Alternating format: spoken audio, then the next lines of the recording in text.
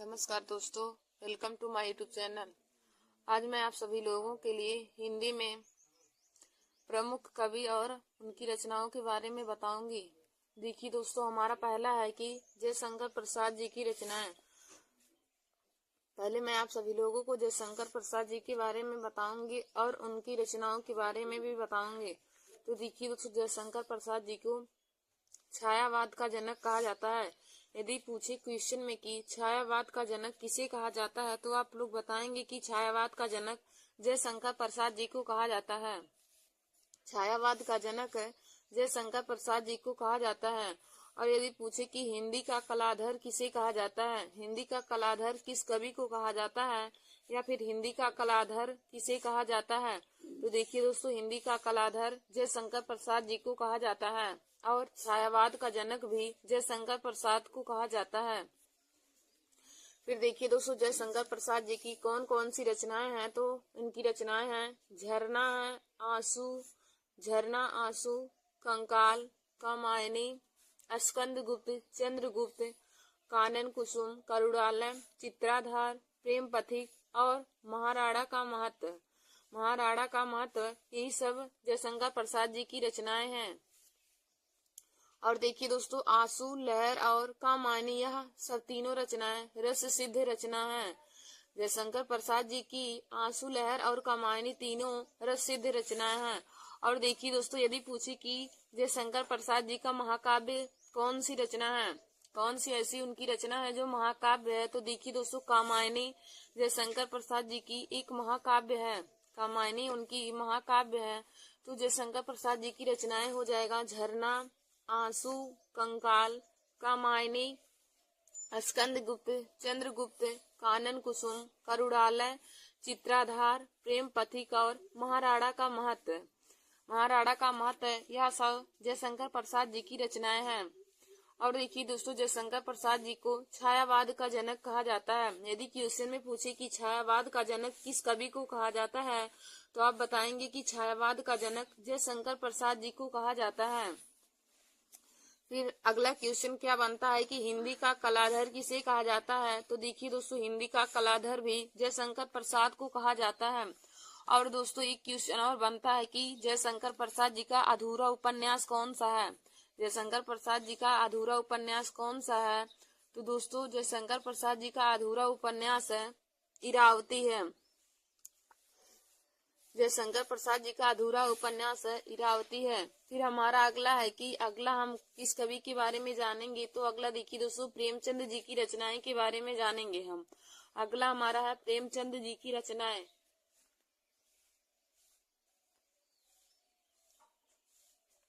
तो देखिए दोस्तों, प्रेमचंद जी ने ज्यादातर उपन्यास ही लिखा है। इनको उपन्यासों का सम्राट कहा जाता है या उपन्यासों का उपन्यासकार। यदि क्वेश्चन में पूछे कि उपन्यासों का उपन्यासकार किसे कहा जाता है, उपन्यासों का उपन्यासकार किसे कहा जाता है, तो दोस्तों, मुंशी प्रेमचंद जी को उपन्यासों का उपन्यासकार कहा जाता है। तो दोस्तों, प्रेमचंद जी की रचनाएं कौन कौन सी है, रंगभूमि, कायाकल्प, ईदगाह, वरदान, निर्मला, कर्मभूमि, प्रेमाश्रय, गबन गोदान, रूठी रानी, सेवा सदन, वरदान, मंगल सूत्र, दो बैलों की आत्मकथा और दोस्तों, बड़े घर की बेटी भी मुंशी प्रेमचंद जी की रचनाएं हैं। मुंशी प्रेमचंद जी की रचनाएं हैं रंगभूमि, कायाकल्प, ईदगाह, वरदान, निर्मला, कर्मभूमि, प्रेमाश्रय, गबन गोदान, रूठी रानी, सेवा सदन, वरदान, मंगल सूत्र, दो बैलों की आत्मकथा और बड़े घर की बेटी भी मुंशी प्रेमचंद जी की रचनाएं हैं। और देखिए दोस्तों, इनसे क्या क्वेश्चन बनता है कि प्रेमचंद जी की अधूरी उपन्यास। जब भी आपसे क्वेश्चन में पूछे कि प्रेमचंद जी की अधूरी उपन्यास क्या है, तो दोस्तों, मुंशी प्रेमचंद जी का अधूरा उपन्यास मंगल सूत्र है। यदि पूछे कि जयशंकर प्रसाद जी का अधूरा उपन्यास क्या है, तो दोस्तों, जयशंकर प्रसाद जी का अधूरा उपन्यास इरावती है। और मुंशी प्रेमचंद जी का अधूरा उपन्यास मंगल सूत्र है। फिर देखिए दोस्तों, यदि पूछे कि मुंशी प्रेमचंद जी का प्रथम उपन्यास कौन सा है, मुंशी प्रेमचंद जी का प्रथम उपन्यास क्या है, तो दोस्तों, मुंशी प्रेमचंद जी का प्रथम उपन्यास सेवा सदन है, जो 1918 ईस्वी में हुआ था। प्रथम उपन्यास है सेवा सदन है, जिसकी रचना इन्होंने 1918 ईस्वी में की थी।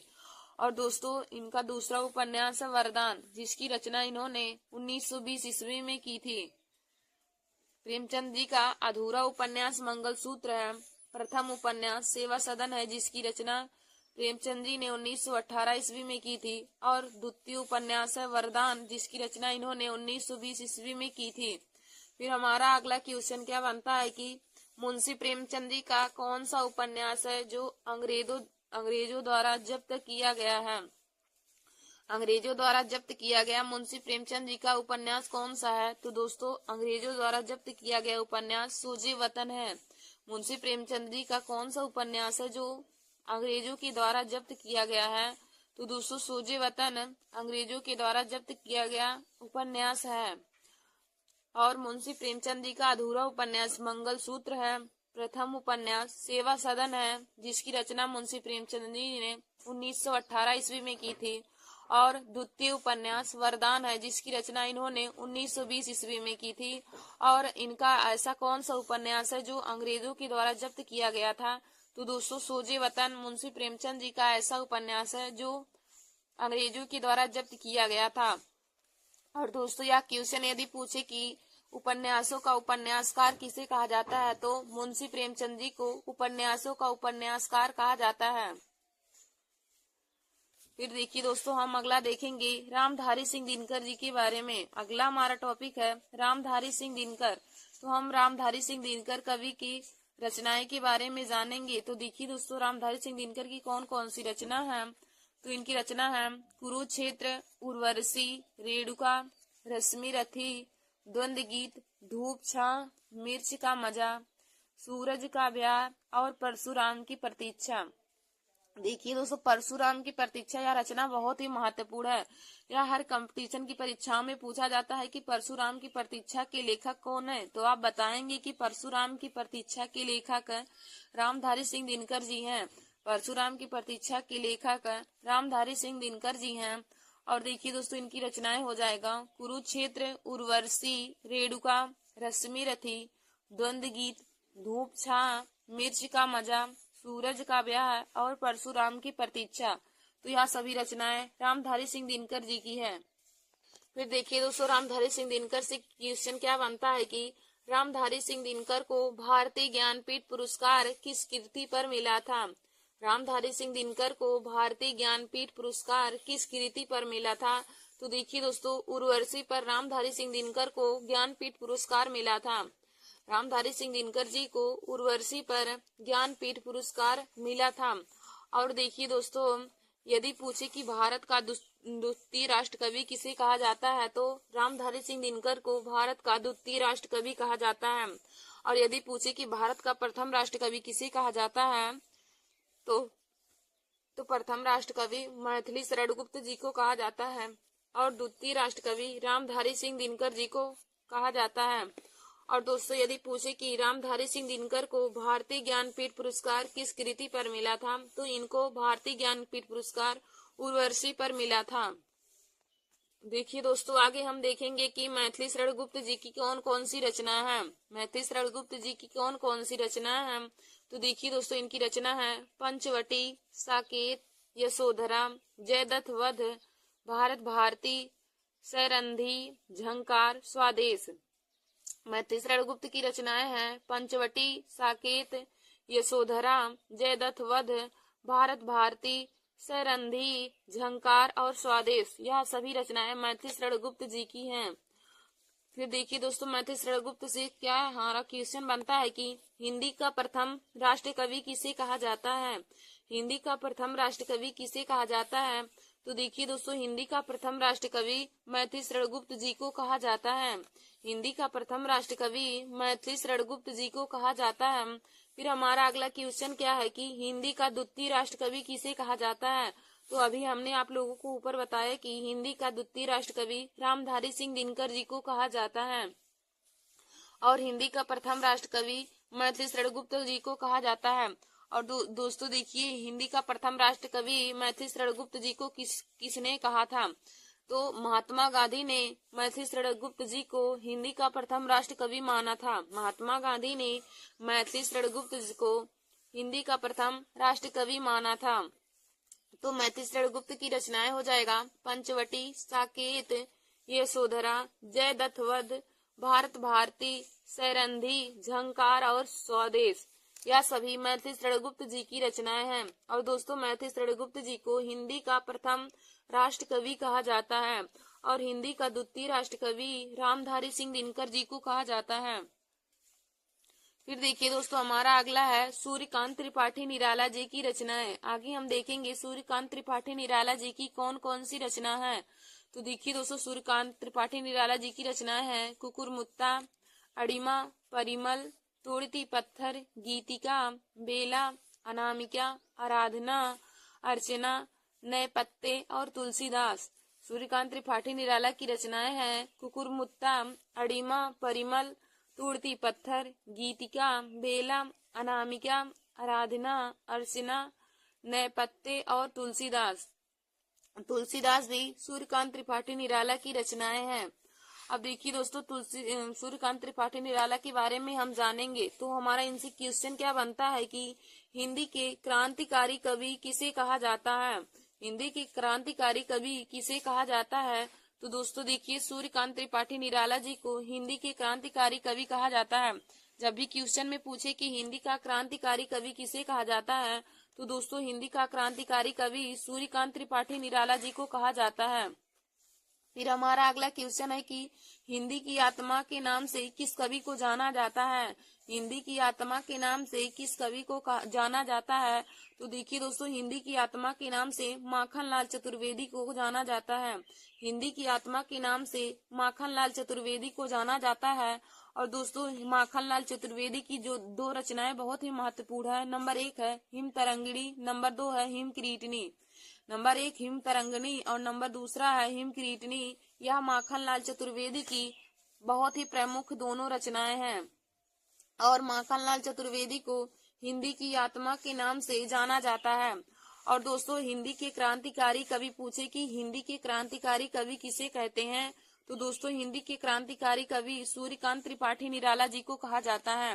हिंदी का क्रांतिकारी कवि सूर्यकांत त्रिपाठी निराला जी को कहा जाता है।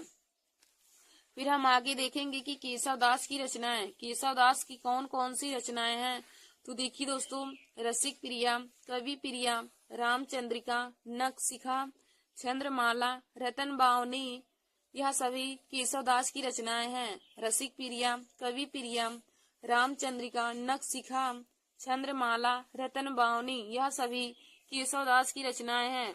और देखिए दोस्तों यदि हमारा क्वेश्चन पूछे कि कठिन काव्य का प्रेत किसे कहा जाता है। कठिन काव्य का प्रेत किस कवि को कहा जाता है। तो देखिए दोस्तों कठिन काव्य का प्रेत केशवदास जी को कहा जाता है। कठिन काव्य का प्रेत केशवदास को कहा जाता है। और केशवदास की रचनाएं हैं रसिक प्रिया, कवि प्रिया, रामचंद्रिका, नखशिखा, चंद्रमाला, रतन बावनी। फिर हमारा अगला है कि तुलसीदास जी की रचनाएं। आगे हम देखेंगे तुलसीदास जी की रचनाएं। देखिए दोस्तों तुलसीदास जी की रचनाएं कौन कौन सी है। रामचरितमानस, रामलला नहचू, वैराग संदीपनी, भैरवी रामायण, पार्वती मंगल, जानकी मंगल, रामाज्ञा प्रश्न, दोहावली, रामलला लहचू, यह सभी तुलसीदास जी की रचनाएं हैं। देखिए दोस्तों तुलसीदास की रचना हो जाएगा रामचरितमानस, रामलला नहचू, वैराग संदीपनी, भैरवी रामायण, पार्वती मंगल, जानकी मंगल, रामाज्ञा प्रश्न, दोहावली, विनय पत्रिका है, कवितावली है, दोहावली, और यह सभी तुलसीदास जी की रचनाएं हैं। देखिए दोस्तों विनय पत्रिका, दोहावली और कवितावली, इसकी रचना तुलसीदास जी ने ब्रज भाषा में की है। विनय पत्रिका, दोहावली और कवितावली, इन तीनों की रचना तुलसीदास जी ने ब्रज भाषा में की है। और यदि पूछे कि रामचरितमानस की रचना किस भाषा में हुई है। तो देखिए दोस्तों रामचरितमानस की रचना अवधी भाषा में हुई है। रामचरितमानस की रचना तुलसीदास जी ने अवधी भाषा में किया है। यह क्वेश्चन हर बार ही हर कंपटीशन की परीक्षाओं में पूछा जाता है कि रामचरितमानस किस भाषा में लिखा गया है। तो देखिए दोस्तों रामचरितमानस अवधी भाषा में लिखा गया है। रामचरितमानस अवधी भाषा में लिखा गया है। और पूछता है कि विनय पत्रिका किस भाषा में लिखा गया है, तो दोस्तों विनय पत्रिका ब्रज भाषा में लिखा गया है और रामचरितमानस अवधी भाषा में लिखा गया है। देखिए दोस्तों, यदि पूछे कि रामचरितमानस में कितने कांड होते हैं, तो दोस्तों रामचरितमानस में 7 कांड होते हैं। रामचरितमानस में 7 कांड होते हैं। सबसे छोटा कांड है किष्किंधा कांड और सबसे बड़ा कांड का नाम है बाल्य कांड। देखिए दोस्तों, जब भी पूछे कि रामचरितमानस में कितने कांड होते हैं, तो आप बताएंगे कि रामचरितमानस में 7 कांड होते हैं। सबसे छोटा कांड है किष्किंधा कांड और सबसे बड़ा कांड है बाल्य कांड।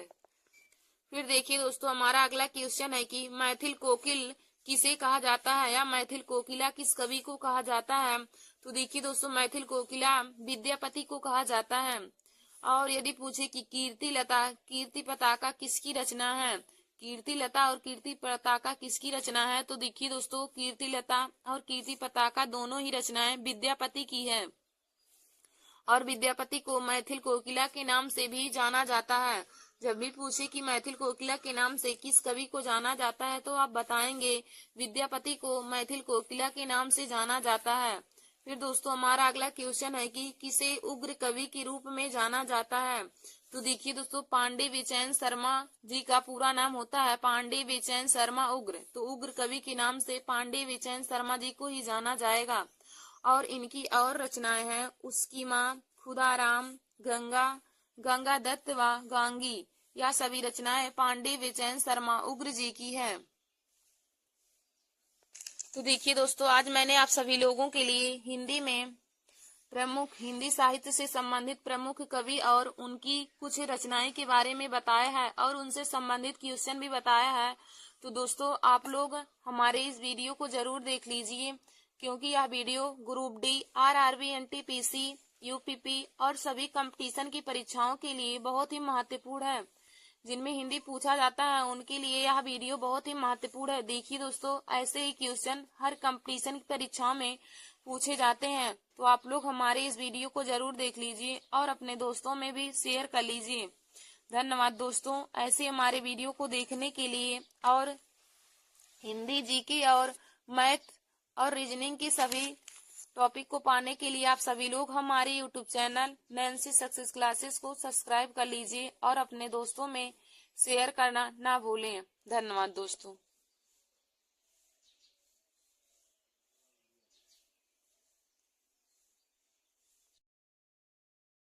नमस्कार दोस्तों, welcome to my YouTube channel. आज मैं आप सभी लोगों के लिए हिंदी साहित्य से संबंधित महत्वपूर्ण क्वेश्चन लेकर आई हूँ।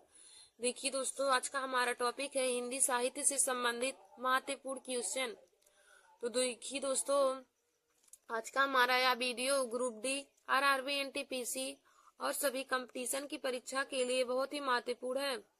तो हमारा यहाँ पे पहला क्वेश्चन दिया है कि हिंदी को भारतीय संविधान में क्या कहा गया है। हिंदी को भारतीय संविधान में क्या कहा गया है। तो देखिए दोस्तों, हिंदी को भारतीय संविधान में राज्य भाषा कहा गया है। हिंदी को भारतीय संविधान में क्या कहा गया है, तो हिंदी को भारतीय संविधान में राज्य भाषा कहा गया है। और यह आर्टिकल 343 में है। भारतीय संविधान में हिंदी को राज्य भाषा कहा गया है और इसके बारे में वर्णन आर्टिकल 343 में है। और देखिए दोस्तों, आर्टिकल 351 में किसके बारे में वर्णन है, तो आर्टिकल 351 में हिंदी के विकास के बारे में वर्णन है। फिर हमारा अगला क्वेश्चन है कि हिंदी का प्रथम आदि कवि कौन है। हिंदी का प्रथम आदि कवि कौन है, तो दोस्तों हिंदी का प्रथम आदि कवि स्वयंभू है। हिंदी का प्रथम आदि कवि स्वयंभू है। फिर हमारा अगला क्वेश्चन है कि हिंदी का प्रथम पत्र कौन सा है। हिंदी का प्रथम पत्र कौन सा है, तो देखिए दोस्तों, हिंदी का प्रथम पत्र उतंड मार्तंड है। हिंदी का प्रथम पत्र उतंड मार्तंड है। फिर हमारा अगला क्वेश्चन है कि हिंदी की प्रथम पत्रिका कौन सी है। हिंदी की प्रथम पत्रिका कौन सी है, तो दोस्तों हिंदी की प्रथम पत्रिका संवाद कौमुदी है। हिंदी की प्रथम पत्रिका संवाद कौमुदी है। हिंदी की प्रथम पत्रिका संवाद कौमुदी है। फिर दोस्तों, हमारा अगला क्वेश्चन है कि आदत से अक्कड़ स्वभाव से फक्कड़ किस कवि का उपनाम है। आदत से अक्कड़ स्वभाव से फक्कड़ किस कवि का उपनाम है? तो देखिए दोस्तों, आदत से अक्कड़ स्वभाव से फक्कड़ कबीरदास जी का उपनाम है। और दोस्तों यदि पूछे कि कबीरदास की भाषा कैसी थी, तो इनकी भाषा सधुकड़ी पंचमेल खिचड़ी थी। कबीरदास की भाषा सधुकड़ी पंचमेल खिचड़ी थी। और दोस्तों इनकी साखी शबद रमैनी और बीजक इनकी रचनाएं हैं। कबीरदास जी की रचनाएं हैं साखी शबद रमैनी और बीजक भी है। दोस्तों फिर हमारा अगला क्वेश्चन है कि आधुनिक युग के चरण कौन से हैं? आधुनिक युग के चरण कौन है? तो दोस्तों आधुनिक युग के चरण रामधारी सिंह दिनकर जी को कहा जाता है। आधुनिक युग के चरण रामधारी सिंह दिनकर जी को कहा जाता है। और देखिए दोस्तों, रामधारी सिंह दिनकर जी भारत के द्वितीय राष्ट्रपति हैं। यदि पूछे कि हिंदी साहित्य का द्वितीय राष्ट्र कवि किसे कहा जाता है, हिंदी साहित्य का द्वितीय राष्ट्र कवि किसे माना जाता है, तो दोस्तों रामधारी सिंह दिनकर जी को हिंदी साहित्य का द्वितीय राष्ट्र कवि माना जाता है। और दोस्तों यदि पूछे कि रामधारी सिंह दिनकर को किस कृति पर ज्ञानपीठ पुरस्कार मिला था, तो दोस्तों रामधारी सिंह दिनकर जी को उर्वशी पर ज्ञानपीठ पुरस्कार मिला था। और यदि पूछे कि सुमित्रा नंदन पंत जी को किस कृति पर ज्ञानपीठ पुरस्कार मिला, तो सुमित्रा नंदन पंत जी को चिदम्बरा पर ज्ञानपीठ पुरस्कार मिला था। रामधारी सिंह दिनकर जी को उर्वशी पर ज्ञानपीठ पुरस्कार मिला था। और महादेवी वर्मा जी को यामा कीर्ति पर ज्ञानपीठ पुरस्कार मिला था। तो दोस्तों जो क्वेश्चन हमने कॉपी में नोट नहीं किया है, आप लोग को बता रहे हैं, उसको भी आप लोग अपनी कॉपी में जरूर नोट कर लीजिएगा। और देखिए दोस्तों, महादेवी वर्मा जी को आधुनिक युग की मीरा कहा जाता है। फिर हमारा अगला क्वेश्चन है कि हिंदी के प्रथम गीत लेखक कौन है? हिंदी के प्रथम गीत लेखक कौन है? तो देखिए दोस्तों, हिंदी के प्रथम गीत लेखक विद्यापति हैं। हिंदी के प्रथम गीत लेखक विद्यापति हैं। फिर हमारा अगला क्वेश्चन है कि हिंदी की सर्वप्रथम दैनिक समाचार पत्र कौन सा है? हिंदी का सर्वप्रथम दैनिक समाचार पत्र कौन सा है? तो देखिए दोस्तों, हिंदी का प्रथम दैनिक समाचार पत्र सुधा वर्षण है। फिर हमारा अगला क्वेश्चन है कि रानी केतकी कहानी की भाषा को क्या कहा जाता है?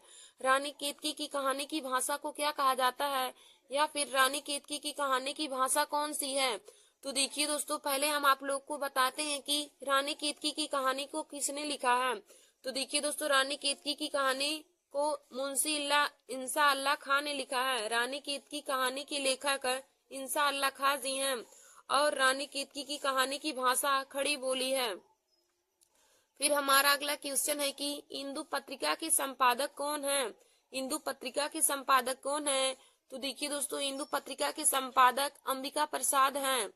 इंदु पत्रिका के संपादक अंबिका प्रसाद हैं। फिर हमारा अगला क्वेश्चन है कि अपभ्रंश का वाल्मीकि किसे कहा जाता है? अपभ्रंश का वाल्मीकि किसे कहा जाता है? तो देखिए दोस्तों, स्वयंभू को अपभ्रंश का वाल्मीकि कहा जाता है। फिर हमारा अगला क्वेश्चन है कि अष्टछाप के सर्वश्रेष्ठ कवि कौन है? अष्टछाप के सर्वश्रेष्ठ कवि कौन है? तो देखिए दोस्तों, अष्टछाप के सर्वश्रेष्ठ कवि सूरदास जी हैं। अष्टछाप के सर्वश्रेष्ठ कवि सूरदास जी हैं। फिर हमारा अगला क्वेश्चन है कि कबीरदास के उपदेशों का सबसे महत्वपूर्ण संकलन क्या है? कबीरदास के उपदेशों का सबसे महत्वपूर्ण संकलन क्या है? तो दोस्तों, कबीरदास के उपदेशों का सबसे महत्वपूर्ण संकलन बीजक है। फिर देखिए दोस्तों, हमारा क्वेश्चन अगला है कि वाल्मीकि के द्वारा रामायण ग्रंथ की रचना किस भाषा में हुई थी? वाल्मीकि के द्वारा रामायण ग्रंथ की रचना किस भाषा में हुई? तो दोस्तों, वाल्मीकि ने रामायण ग्रंथ की रचना संस्कृत भाषा में की थी। फिर हमारा अगला क्वेश्चन है कि उर्दू किस भाषा का शब्द है? उर्दू किस भाषा का शब्द है? तो देखिए दोस्तों, उर्दू तुर्की भाषा का शब्द है। उर्दू किस भाषा का शब्द है? तो उर्दू तुर्की भाषा का शब्द है। फिर हमारा अगला क्वेश्चन है कि एक नार पिया को भानी, एक नार पिया को भानी तनवा को सगरा ज्यों पानी, पंक्ति के लेखक कौन है? देखिए दोस्तों, हमारा पंक्ति क्या दिया है कि एक नार पिया को भानी तनवा को सगरा ज्यों पानी, पंक्ति के लेखक कौन है?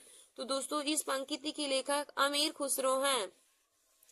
एक नार पिया को भानी तनवा को सगरा ज्यों पानी, इस पंक्ति के लेखक अमीर खुसरो हैं। और दोस्तों, यह पंक्ति ब्रज भाषा में लिखी गई है। फिर हमारा अगला क्वेश्चन है कि पद्मावत किस भाषा में लिखी गई है। पद्मावत किस भाषा में लिखी गई है।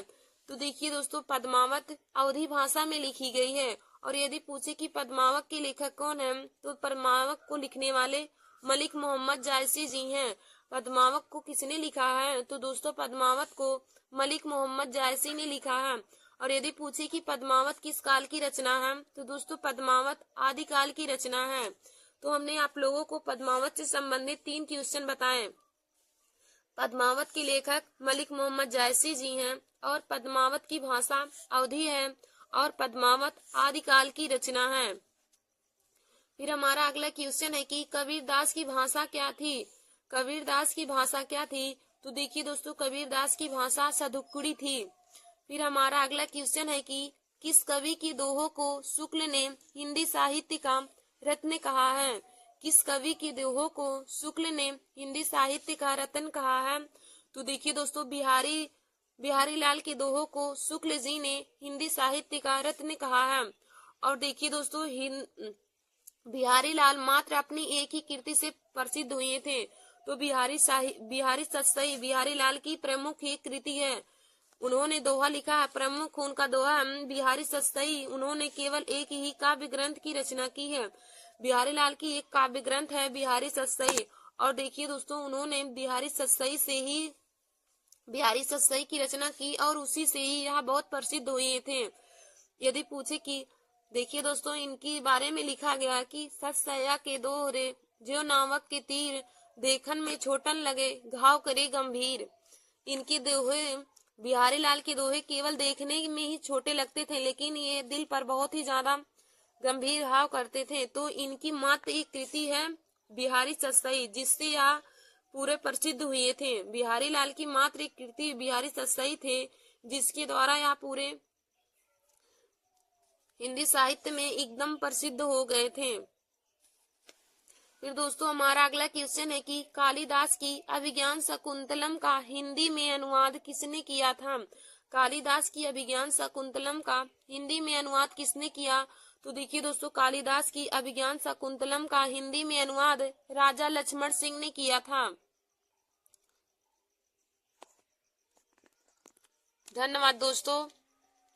ऐसे हमारे वीडियो को देखने के लिए और हिंदी, पॉलिटी, मैथ, रीजनिंग और सभी कंपटीशन की परीक्षाओं के लिए, सभी विषय के इम्पोर्टेंट क्वेश्चन को पाने के लिए आप सभी लोग हमारे YouTube channel Nancy Success Classes को सब्सक्राइब कर लीजिए और अपने दोस्तों में शेयर करना ना भूलें। धन्यवाद दोस्तों। देखिए दोस्तों, जो आज हमने क्वेश्चन हिंदी में कराए हैं, यह हम आरआरबी, एनटीपीसी और ग्रुप डी की परीक्षाओं दोनों के लिए बहुत ही महत्वपूर्ण है। तो आप लोग इसे अपने कॉपी में नोट कर लीजिएगा। देखिए दोस्तों, हिंदी साहित्य से संबंधित क्वेश्चन हर कंपटीशन की परीक्षा में पूछा जाता है। धन्यवाद दोस्तों। नमस्कार दोस्तों, welcome to my YouTube channel. आज मैं आप सभी लोगों के लिए हिंदी साहित्य से संबंधित महत्वपूर्ण क्वेश्चन लेकर आई हूँ। देखिए दोस्तों, आज का हमारा टॉपिक है हिंदी साहित्य से संबंधित महत्वपूर्ण क्वेश्चन। तो देखिए दोस्तों, आज का हमारा यह video group D, RRB, NTPC और सभी कंपटीशन की परीक्षा के लिए बहुत ही महत्वपूर्ण है। तो हमारा यहाँ पे पहला क्वेश्चन दिया है कि हिंदी को भारतीय संविधान में क्या कहा गया है। हिंदी को भारतीय संविधान में क्या कहा गया है, तो देखिए दोस्तों, हिंदी को भारतीय संविधान में राज्य भाषा कहा गया है।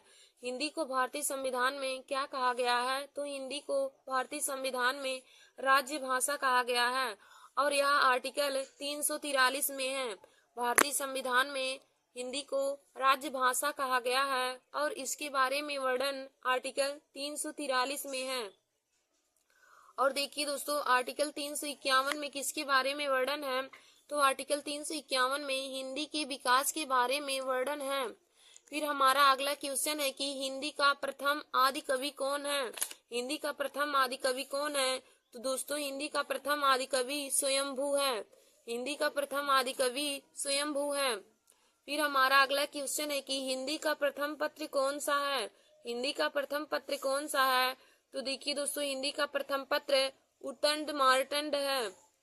हिंदी का प्रथम पद उतंड मार्तंड है। फिर हमारा अगला क्वेश्चन है कि हिंदी की प्रथम पत्रिका कौन सी है। हिंदी की प्रथम पत्रिका कौन सी है? तो दोस्तों हिंदी की प्रथम पत्रिका संवाद कौमुदी है। हिंदी की प्रथम पत्रिका संवाद कौमुदी है। हिंदी की प्रथम पत्रिका संवाद कौमुदी है। फिर दोस्तों हमारा अगला क्वेश्चन है कि आदत से अक्कड़ स्वभाव से फक्कड़ किस कवि का उपनाम है। आदत से अक्कड़ स्वभाव से फक्कड़ किस कवि का उपनाम है? तो देखिए दोस्तों आदत से अक्कड़ स्वभाव से फक्कड़ कबीरदास जी का उपनाम है। और दोस्तों यदि पूछे कि कबीरदास की भाषा कैसी थी तो इनकी भाषा सधुकड़ी पंचमेल खिचड़ी थी। कबीरदास की भाषा सधुकड़ी पंचमेल खिचड़ी थी।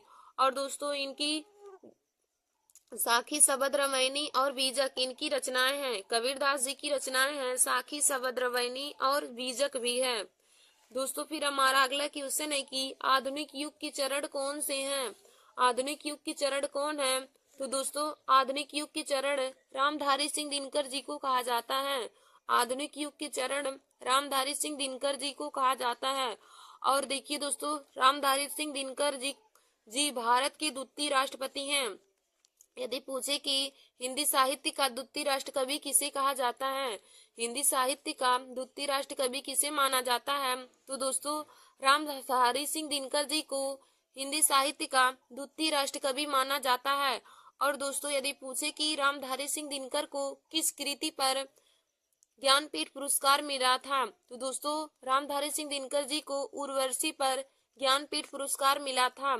और यदि पूछे कि सुमित्रा नंदन पंत जी को किस कृति पर ज्ञानपीठ पुरस्कार मिला, तो सुमित्रा नंदन पंत जी को चिदम्बरा पर ज्ञानपीठ पुरस्कार मिला था। रामधारी सिंह दिनकर जी को उर्वशी पर ज्ञानपीठ पुरस्कार मिला था। और महादेवी वर्मा जी को यामा कृति पर ज्ञानपीठ पुरस्कार मिला था। तो दोस्तों जो क्वेश्चन हमने कॉपी में नोट नहीं किया है आप लोग को बता रहे हैं, उसको भी आप लोग अपनी कॉपी में जरूर नोट कर लीजिएगा। और देखिए दोस्तों महादेवी वर्मा जी को आधुनिक युग की मीरा कहा जाता है। फिर हमारा अगला क्वेश्चन है कि हिंदी के प्रथम गीत लेखक कौन है। हिंदी के प्रथम गीत लेखक कौन है? तो देखिए दोस्तों हिंदी के प्रथम गीत लेखक विद्यापति हैं। हिंदी के प्रथम गीत लेखक विद्यापति हैं। फिर हमारा अगला क्वेश्चन है कि हिंदी की सर्वप्रथम दैनिक समाचार पत्र कौन सा है। हिंदी का सर्वप्रथम दैनिक समाचार पत्र कौन सा है? तो देखिए दोस्तों हिंदी का प्रथम दैनिक समाचार पत्र सुधा वर्षण है। फिर हमारा अगला क्वेश्चन है कि रानी केतकी कहानी की भाषा को क्या कहा जाता है। रानी केतकी की कहानी की भाषा को क्या कहा जाता है, या फिर रानी केतकी की कहानी की भाषा कौन सी है? तो देखिए दोस्तों पहले हम आप लोग को बताते हैं कि रानी केतकी की कहानी को किसने लिखा है। तो देखिए दोस्तों रानी केतकी की कहानी को मुंशी इंसा अल्लाह खां ने लिखा है। रानी केतकी कहानी के लेखक इंसा अल्लाह खां जी हैं। और रानी केतकी की कहानी की भाषा खड़ी बोली है। फिर हमारा अगला क्वेश्चन है कि इंदु पत्रिका के संपादक कौन है। इंदु पत्रिका के संपादक कौन है? तो देखिए दोस्तों इंदु पत्रिका के संपादक अंबिका प्रसाद हैं। इंदु पत्रिका के संपादक अंबिका प्रसाद हैं। फिर हमारा अगला क्वेश्चन है कि अपभ्रंश का वाल्मीकि किसे कहा जाता है। अपभ्रंश का वाल्मीकि किसे कहा जाता है? तो देखिए दोस्तों स्वयंभू को अपभ्रंश का वाल्मीकि कहा जाता है। फिर हमारा अगला क्वेश्चन है कि अष्टछाप की सर्वश्रेष्ठ कवि कौन है। अष्टछाप के सर्वश्रेष्ठ कवि कौन है? तो देखिए दोस्तों अष्टछाप के सर्वश्रेष्ठ कवि सूर्यदास जी हैं। अष्टछाप के सर्वश्रेष्ठ कवि सूर्यदास जी हैं। फिर हमारा अगला क्वेश्चन है कि कबीरदास के उपदेशों का सबसे महत्वपूर्ण संकलन क्या है। कबीरदास के उपदेशों का सबसे महत्वपूर्ण संकलन क्या है? तो दोस्तों कबीरदास के उपदेशों का सबसे महत्वपूर्ण संकलन बीजक है। फिर देखिए दोस्तों हमारा क्वेश्चन अगला है कि वाल्मीकि के द्वारा रामायण ग्रंथ की रचना किस भाषा में हुई थी। वाल्मीकि के द्वारा रामायण ग्रंथ की रचना किस भाषा में हुई? तो दोस्तों वाल्मीकि ने रामायण ग्रंथ की रचना संस्कृत भाषा में की थी। फिर हमारा अगला क्वेश्चन है कि उर्दू किस भाषा का शब्द है। उर्दू किस भाषा का शब्द है? तो देखिए दोस्तों उर्दू तुर्की भाषा का शब्द है। उर्दू किस भाषा का शब्द है? तो उर्दू तुर्की भाषा का शब्द है। फिर हमारा अगला क्वेश्चन है कि एक नर पिया को भानी एक नार पिया को भानी, तनवा को सगरा ज्यों पानी। पंक्ति के लेखक कौन है? देखिए दोस्तों, हमारा पंक्ति क्या दिया है कि एक नार पिया को भानी, तनवा को सगरा ज्यों पानी। पंक्ति के लेखक कौन है? तो दोस्तों, इस पंक्ति के लेखक अमीर खुसरो हैं। एक नार पिया को भानी, तनवा को सगरा ज्यों पानी। इस पंक्ति के लेखक अमीर खुसरो हैं। और दोस्तों, यह पंक्ति ब्रज भाषा में लिखी गई है। फिर हमारा अगला क्वेश्चन है कि पद्मावत किस भाषा में लिखी गई है? पद्मावत किस भाषा में लिखी गई है? तो देखिए दोस्तों, पद्मावत अवधी भाषा में लिखी गई है। और यदि पूछे कि पद्मावत के लेखक कौन है, तो पद्मावत को लिखने वाले मलिक मोहम्मद जायसी जी हैं। पद्मावत को किसने लिखा है? तो दोस्तों, पद्मावत को मलिक मोहम्मद जायसी ने लिखा है। और यदि पूछे कि पद्मावत किस काल की रचना है, तो दोस्तों, पद्मावत आदिकाल की रचना है। तो हमने आप लोगों को पद्मावत से संबंधित 3 क्वेश्चन बताए। पद्मावत के लेखक मलिक मोहम्मद जायसी जी हैं, और पद्मावत की भाषा अवधी है, और पद्मावत आदिकाल की रचना है। फिर हमारा अगला क्वेश्चन है कि कबीरदास की भाषा क्या थी? कबीरदास की भाषा क्या थी? तो देखिए दोस्तों, कबीरदास की भाषा सदुक्कुड़ी थी। फिर हमारा अगला क्वेश्चन है कि किस कवि की दोहों को शुक्ल ने हिंदी साहित्य का रत्न कहा है? किस कवि की दोहों को शुक्ल ने हिंदी साहित्य का रत्न कहा है? तो देखिए दोस्तों, बिहारी लाल के दोहों को शुक्ल जी ने हिंदी साहित्य का रत्न कहा है। और देखिए दोस्तों, बिहारी लाल मात्र अपनी एक ही कृति से प्रसिद्ध हुए थे। तो बिहारी सतसई बिहारी लाल की प्रमुख एक कृति है। उन्होंने दोहा लिखा है, प्रमुख उनका दोहा है बिहारी सतसई। उन्होंने केवल एक ही काव्य ग्रंथ की रचना की है। बिहारी लाल की एक काव्य ग्रंथ है बिहारी सतसई। और देखिए दोस्तों, उन्होंने बिहारी सतसई की रचना की, और उसी से ही यह बहुत प्रसिद्ध हुए थे। यदि पूछे कि देखिए दोस्तों, इनके बारे में लिखा गया है कि सतसैया के दोहरे जो नावक के तीर, देखन में छोटन लगे घाव करे गंभीर। इनके दोहे, बिहारी लाल के दोहे केवल देखने में ही छोटे लगते थे, लेकिन ये दिल पर बहुत ही ज्यादा गंभीर घाव करते थे। तो इनकी मात्र एक कृति है बिहारी सतसई, जिससे यह पूरे प्रसिद्ध हुए थे। बिहारी लाल की मात्र एक कृति बिहारी सतसई थे, जिसके द्वारा यह पूरे हिंदी साहित्य में एकदम प्रसिद्ध हो गए थे। फिर दोस्तों, हमारा अगला क्वेश्चन है कि कालिदास की अभिज्ञान शाकुंतलम का हिंदी में अनुवाद किसने किया था? कालिदास की अभिज्ञान शाकुंतलम का हिंदी में अनुवाद किसने किया?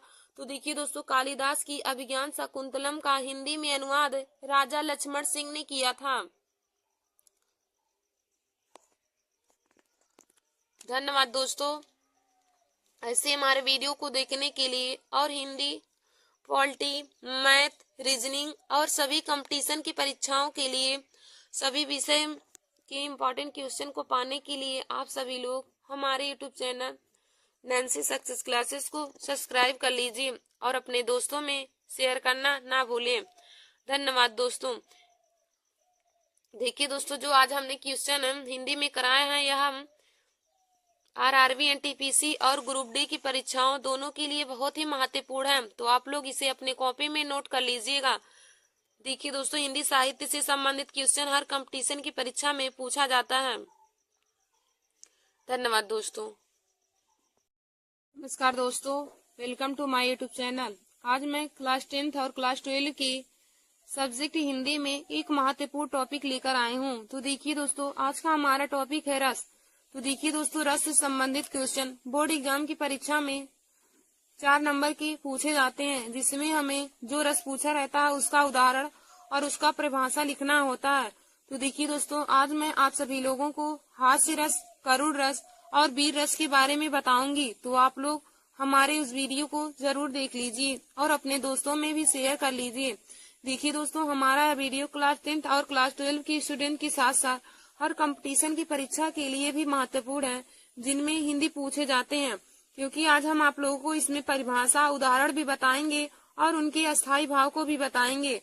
तो देखिए दोस्तों, कंपटीशन की परीक्षाओं में अस्थायी भाव भी पूछा जाता है।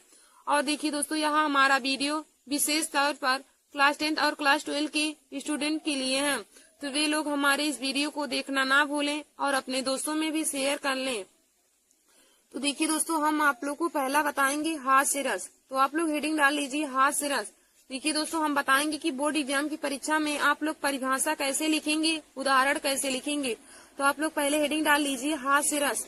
तो इसमें लिखिएगा, जब किसी काव्य को पढ़ने व लिखने से, जब किसी काव्य को पढ़ने व लिखने से हास्य नामक विभाव, अनुभव, संचारी भाव व अस्थायी भाव से युक्त हास्य रस की उत्पत्ति होती है।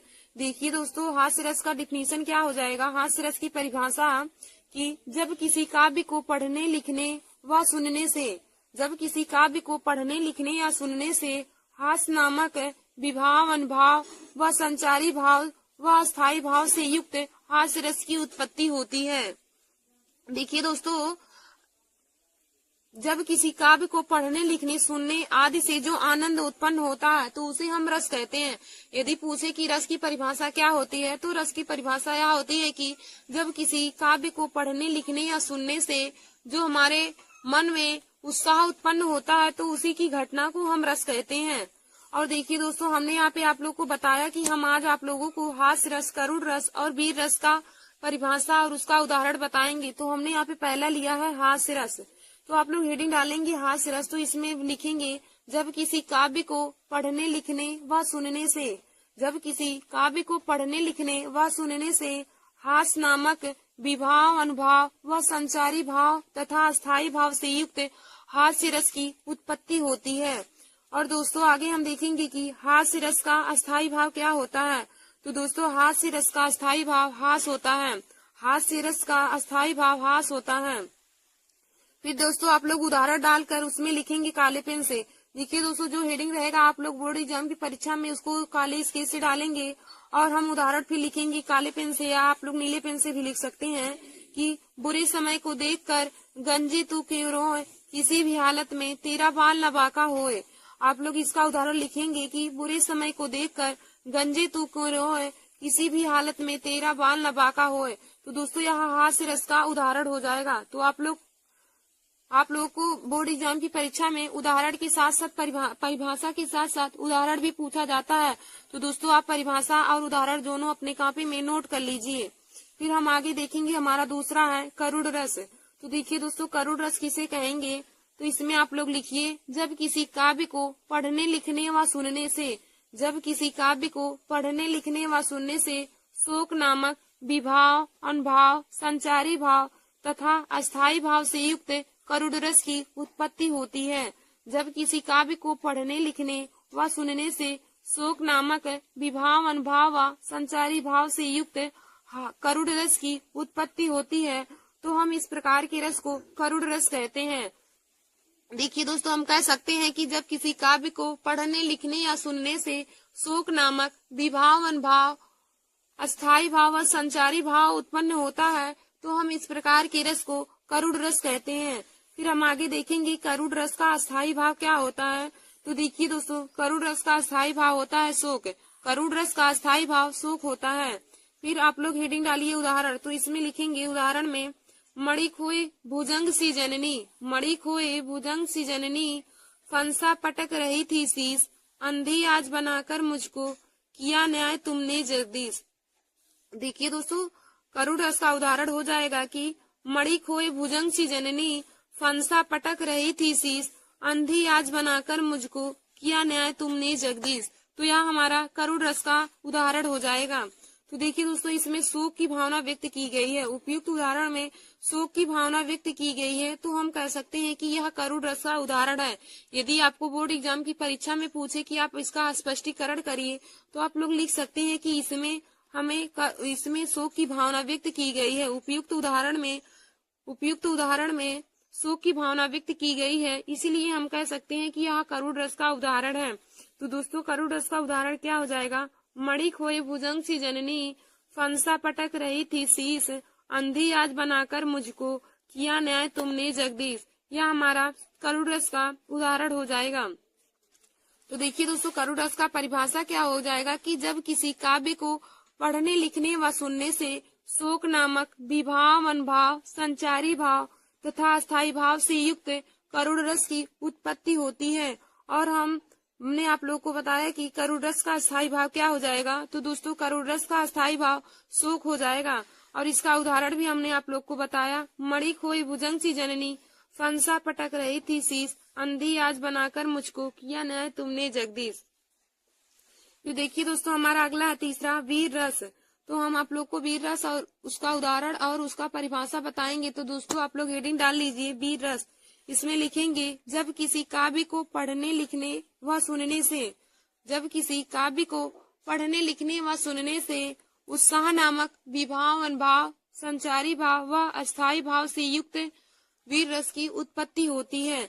देखिए दोस्तों हम कह सकते हैं कि जब किसी काव्य को पढ़ने लिखने व सुनने से शरीर में जो उत्साह नामक विभाव, अनुभव, संचारी भाव व अस्थायी भाव युक्त होता है, उत्पन्न होता है, तो उसे हम वीर रस कहते हैं। तो देखिए दोस्तों वीर रस का अस्थायी भाव क्या होता है। तो वीर रस का अस्थायी भाव उत्साह होता है। वीर रस का अस्थायी भाव उत्साह होता है। तो इसका उदाहरण क्या हो जाएगा। तो देखिए दोस्तों वीर रस का उदाहरण हो जाएगा, चढ़ चेतक तलवार उठा, करता था भूतल पानी को, राणा प्रताप सिर काट काट कर करता था सफल जवानी को। उसका उदाहरण हो जाएगा वीर रस का, चढ़ चेतक तलवार उठा, करता था भूतल पानी को, राणा प्रताप सिर काट काट कर करता था सफल जवानी को। तो यह हमारा वीर रस का उदाहरण हो जाएगा। देखिए दोस्तों यदि इसमें स्पष्टीकरण पूछे तो आप बताएंगे कि उपयुक्त उदाहरण में वीर की भावना व्यक्त की गई है। देखिए यहाँ पे वीर की भावना व्यक्त की गई है, तो हम कह सकते हैं कि यह हमारा वीर रस का उदाहरण है। तो दोस्तों यह हमारा वीर रस का उदाहरण हो जाएगा, चढ़ चेतक तलवार उठा, करता था भूतल पानी को, राणा प्रताप सिर काट काट करता था सफल जवानी को। तो दोस्तों हमने आज आप लोगों को हास्य रस, करुण रस और वीर रस का परिभाषा और उसका उदाहरण भी बता दिया है। तो दोस्तों आप लोग इसे अपनी कॉपी में नोट कर लीजिए, क्योंकि यह बोर्ड एग्जाम परीक्षा के लिए बहुत ही महत्वपूर्ण है। आप लोगों को 24 फरवरी का जो पेपर है उसमें इन्हीं तीनों रस में से कोई दो रस आपको जरूर पूछेगा और उसमें बोल देगा कि आप उदाहरण और परिभाषा लिखिए। तो दोस्तों दो देगा उसमें अथवा करके देगा, किसी एक का आप लोगों को उदाहरण और उसका परिभाषा लिखना होगा। तो दोस्तों आप इन तीनों को अपने कॉपी में जरूर लिख लीजिए। तो हमने आप लोगों को हास्य रस, वीर रस और करुण रस बताया। तो दोस्तों हास्य रस का हमारा उदाहरण क्या है कि बुरे समय को देखकर गंजे तू क्यों रोए, किसी भी हालत में तेरा बाल न बाका होए। बुरे समय को देखकर गंजे तू क्यों रोए, किसी भी हालत में तेरा बाल न बाका होए। तो यह हमारा हास्य रस का उदाहरण हो जाएगा। फिर हमने आप लोग को बताया करुण रस। तो करुण रस का उदाहरण क्या हो जाएगा, मणि खोए भुजंग सी जननी, फंसा पटक रही थी शीश, अंधी आज बनाकर मुझको किया न्याय तुमने जगदीश। मणि खोए भुजंग सी जननी, फंसा पटक रही थी शीश, अंधी आज बनाकर मुझको किया न्याय तुमने जगदीश। तो देखिए दोस्तों उपयुक्त उदाहरण में हमारा शोक की या कष्ट की भावना इसमें व्यक्त की गई है, तो हम कह सकते हैं कि यह हमारा करुण रस का उदाहरण है। फिर हमने आगे आप लोग को वीर रस बताया था। तो देखिए दोस्तों वीर रस का उदाहरण क्या हो जाएगा, चढ़ चेतक तलवार उठा, करता था भूतल पानी को, राणा प्रताप सिर काट काट करता था सफल जवानी को। तो यह हमारा वीर रस का उदाहरण हो जाएगा। तो दोस्तों मैंने आप लोगों को तीनों उदाहरण एक बार फिर से बता दिया है, तो आप लोग उदाहरण सहित इसकी परिभाषा को जरूर याद कर लीजिए, क्योंकि बोर्ड एग्जाम की परीक्षा में 4 नंबर के रस से संबंधित क्वेश्चन पूछे जाते हैं। आशा करती हूँ दोस्तों आज का हमारा यह वीडियो आप लोगों को समझ में आया होगा। धन्यवाद दोस्तों।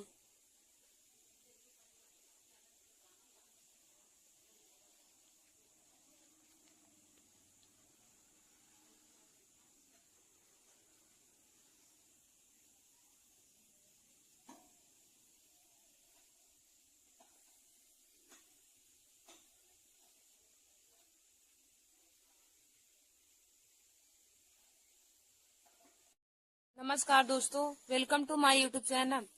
आज मैं क्लास 12 के सब्जेक्ट हिंदी में मोस्ट इम्पोर्टेंट टॉपिक लेकर आई हूँ। तो देखिए दोस्तों आज का हमारा टॉपिक है पत्र लेखन। आज हम आप सभी लोगों को पत्र लिखना बताएंगे कि बोर्ड एग्जाम की परीक्षा में पत्र कैसे लिखा जाता है। तो देखिए दोस्तों हमने एक और वीडियो पत्र लेखन पर बनाया था, जिसमें हमने किसी बैंक की शाखा प्रबंधक को कोई व्यवसाय शुरू करने हेतु ऋण प्राप्ति के लिए आवेदन पत्र आप लोगों को लिखना बताया था कि आप आवेदन पत्र किसी बैंक की शाखा को ऋण प्राप्ति के लिए कैसे लिखेंगे। तो दोस्तों आज हम आप लोगों को अपने नगर की सफाई हेतु नगर पालिका को एक पत्र लिखना बताएंगे। तो दोस्तों देखिए, बोर्ड एग्जाम की परीक्षा में 3 टॉपिक पर हर बार ही पत्र पूछे जाते हैं। उसमें बोर्ड एग्जाम की परीक्षा में दो पत्र लेखन आता है और उसमें से आपको कोई एक लिखना रहता है। तो देखिए दोस्तों, यही तीन ही पत्र हैं जिनमें से 2 आते हैं। तो आप लोग इन्हें जरूर तैयार कर लीजिएगा। तो हमने बैंक की शाखा प्रबंधक को ऋण प्राप्ति के लिए आवेदन पत्र लिखवाया है। तो जिन भी स्टूडेंट को पता नहीं है वे लोग जाके हमारे चैनल पर पत्र लेखन को लिख ले। और आज हम आप लोगों को अपने नगर की सफाई हेतु नगर पालिका पर पत्र लिखना बताएंगे। तो दोस्तों आप लोग हमारे इस वीडियो को जरूर देख लीजिए। देखिए दोस्तों, 24 फरवरी के पेपर में यह पत्र लेखन जरूर पूछा जाएगा। तो आप लोग इसे जरूर देखकर अपने कॉपी में नोट कर लीजिए। तो हम लिखेंगे, इसमें पहले हेडिंग डालेंगे, पहले काले पेन से लिखेंगे सेवा में, उसके बाद कामा लगाएंगे, सेवा में लिखेंगे, फिर कामा लिख के लिखेंगे स्वास्थ्य अधिकारी, सेवा में स्वास्थ्य अधिकारी नगर निगम प्रयागराज उत्तर प्रदेश। देखिए दोस्तों, लिखेंगे हम पहले सेवा में स्वास्थ्य अधिकारी नगर निगम प्रयागराज उत्तर प्रदेश। फिर हम यहाँ पे अब हेडिंग डालेंगे विषय। तो यहाँ पे आप लोग काले स्केच से हेडिंग डाल लीजिएगा विषय। फिर इसमें लिखेंगे मतलब किस विषय पर हमें निबंध पत्र लिखना है। तो दोस्तों हमें यहाँ पे नगर की सफाई हेतु नगर पालिका को एक पत्र लिखना है। तो हम विषय में लिखेंगे मोहल्ले की सफाई हेतु नगर पालिका को एक पत्र। फिर देखिए दोस्तों, हम विषय में लिखेंगे कि मोहल्ले की सफाई हेतु नगर पालिका को एक पत्र। फिर उसके बाद अब यहाँ पे लिखेंगे श्रीमान, या फिर हम कह सकते हैं महोदय। यहाँ पे लिख के फिर कामा डाल के हम अब नीली पेन से इसमें लिखेंगे, मैं इस पत्र के माध्यम से प्रयागराज नगर निगम के स्वास्थ्य अधिकारी का ध्यान अपने मोहल्ले की गंदगी की ओर खींचना चाहता हूँ या खींचना चाहती हूँ। मैं इस पत्र के माध्यम से प्रयागराज नगर निगम के स्वास्थ्य अधिकारी का ध्यान अपने मोहल्ले की गंदगी की ओर खींचना चाहता या चाहती हूँ। आपको यह जानकर आश्चर्य होगा कि हमारे क्षेत्र में कई दिनों से कोई सफाई कर्मचारी नहीं आ रहे हैं।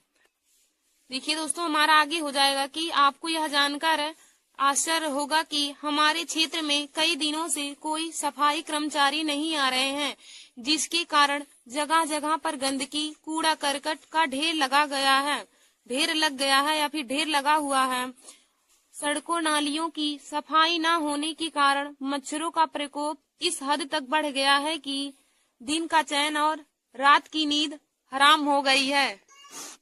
अगर ऐसा ही चलता रहा तो जल्द ही पूरा मोहल्ला महामारी की चपेट में आ जाएगा।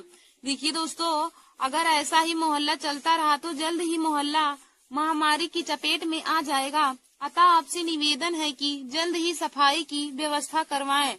देखिए दोस्तों, हम लिखेंगे कैसे कि अपने मोहल्ले की सफाई है तो नगर पालिका को पत्र लिखेंगे सेवा में, काले पेन से लिखेंगे सेवा में, फिर कामा डाल के लिखेंगे इसमें सेवा में स्वास्थ्य अधिकारी नगर निगम प्रयागराज उत्तर प्रदेश। सेवा में स्वास्थ्य अधिकारी नगर निगम प्रयागराज उत्तर प्रदेश। फिर हम यहाँ पे विषय हेडिंग डाल के इसमें लिखेंगे मोहल्ले की सफाई हेतु नगर पालिका को एक पत्र। मोहल्ले की सफाई हेतु नगर पालिका को एक पत्र। फिर लिखेंगे श्रीमान या महोदय डाल के फिर कामा करके लिखेंगे, मैं इस पत्र के माध्यम से प्रयागराज नगर निगम के स्वास्थ्य अधिकारी का ध्यान अपने मोहल्ले की गंदगी की ओर खींचना चाहता हूँ। मैं इस पत्र के माध्यम से प्रयागराज नगर निगम के स्वास्थ्य अधिकारी का ध्यान अपने मोहल्ले की गंदगी की ओर खींचना चाहता या चाहती हूँ। आपको यह जानकर आश्चर्य होगा कि हमारे क्षेत्र में कई दिनों से कोई सफाई कर्मचारी नहीं आ रहे हैं, जिसके कारण जगह जगह पर गंदगी कूड़ा करकट का ढेर लग गया है। सड़कों नालियों की सफाई न होने के कारण मच्छरों का प्रकोप इस हद तक बढ़ गया है कि दिन का चैन और रात की नींद हराम हो गई है। अगर ऐसा ही चलता रहा तो जल्द ही पूरा मोहल्ला महामारी की चपेट में आ जाएगा। अतः आपसे निवेदन है कि जल्द से जल्द ही सफाई की व्यवस्था करवाएं। भौदी आबासा। देखिए दोस्तों, यहाँ पे भौदी लिखने के बाद आप लोग अपना नाम नहीं लिखेंगे। बोर्ड एग्जाम की परीक्षा की कॉपी में कोई भी स्टूडेंट अपना नाम नहीं लिखेंगे, क्योंकि यहाँ पे नाम नहीं लिखा जाता है दोस्तों, आप यहाँ पे का खा गा लिख सकते हैं या आ बासा और कुछ लिख सकते हैं। फिर यहाँ पे कोने में आप लोग दिनांक डाल के यहाँ पे तारीख डाल लेंगे, जिस दिन रहेगा पेपर, या फिर आगे पीछे का डाल सकते हैं, कोई भी, उससे कोई दिक्कत नहीं होगा। तो दोस्तों आप लोग बोर्ड एग्जाम परीक्षा में 24 फरवरी को पेपर में ऐसे ही मोहल्ले की सफाई हेतु नगर पालिका पर एक पत्र ऐसे ही लिखेंगे। धन्यवाद दोस्तों। ऐसे हमारे वीडियो की देखने के लिए आप सभी लोग हमारे YouTube channel Nancy Success Classes को सब्सक्राइब कर लीजिए। नमस्कार दोस्तों, welcome to my YouTube channel. आज मैं आप सभी लोगों के लिए देखिए हिंदी में एक महत्वपूर्ण टॉपिक लेकर आए हूँ। तो देखिए दोस्तों, हिंदी में आज का हमारा टॉपिक है वाक्यांश के लिए एक शब्द। वाक्यांश के लिए एक शब्द या अनेक शब्दों के लिए एक शब्द। देखिए दोस्तों, अनेक शब्दों के लिए एक शब्द हर कंपटीशन की परीक्षाओं में पूछे जाते हैं। तो देखिए दोस्तों, हमारा पहला क्वेश्चन क्या है, जो ईश्वर में विश्वास करता हो उसके लिए एक शब्द क्या होगा। जो व्यक्ति ईश्वर में विश्वास रखता हो उसको क्या कहते हैं। तो देखिए दोस्तों, जो ईश्वर में विश्वास रखता है, वाक्यांश के लिए एक शब्द हो जाएगा आस्तिक।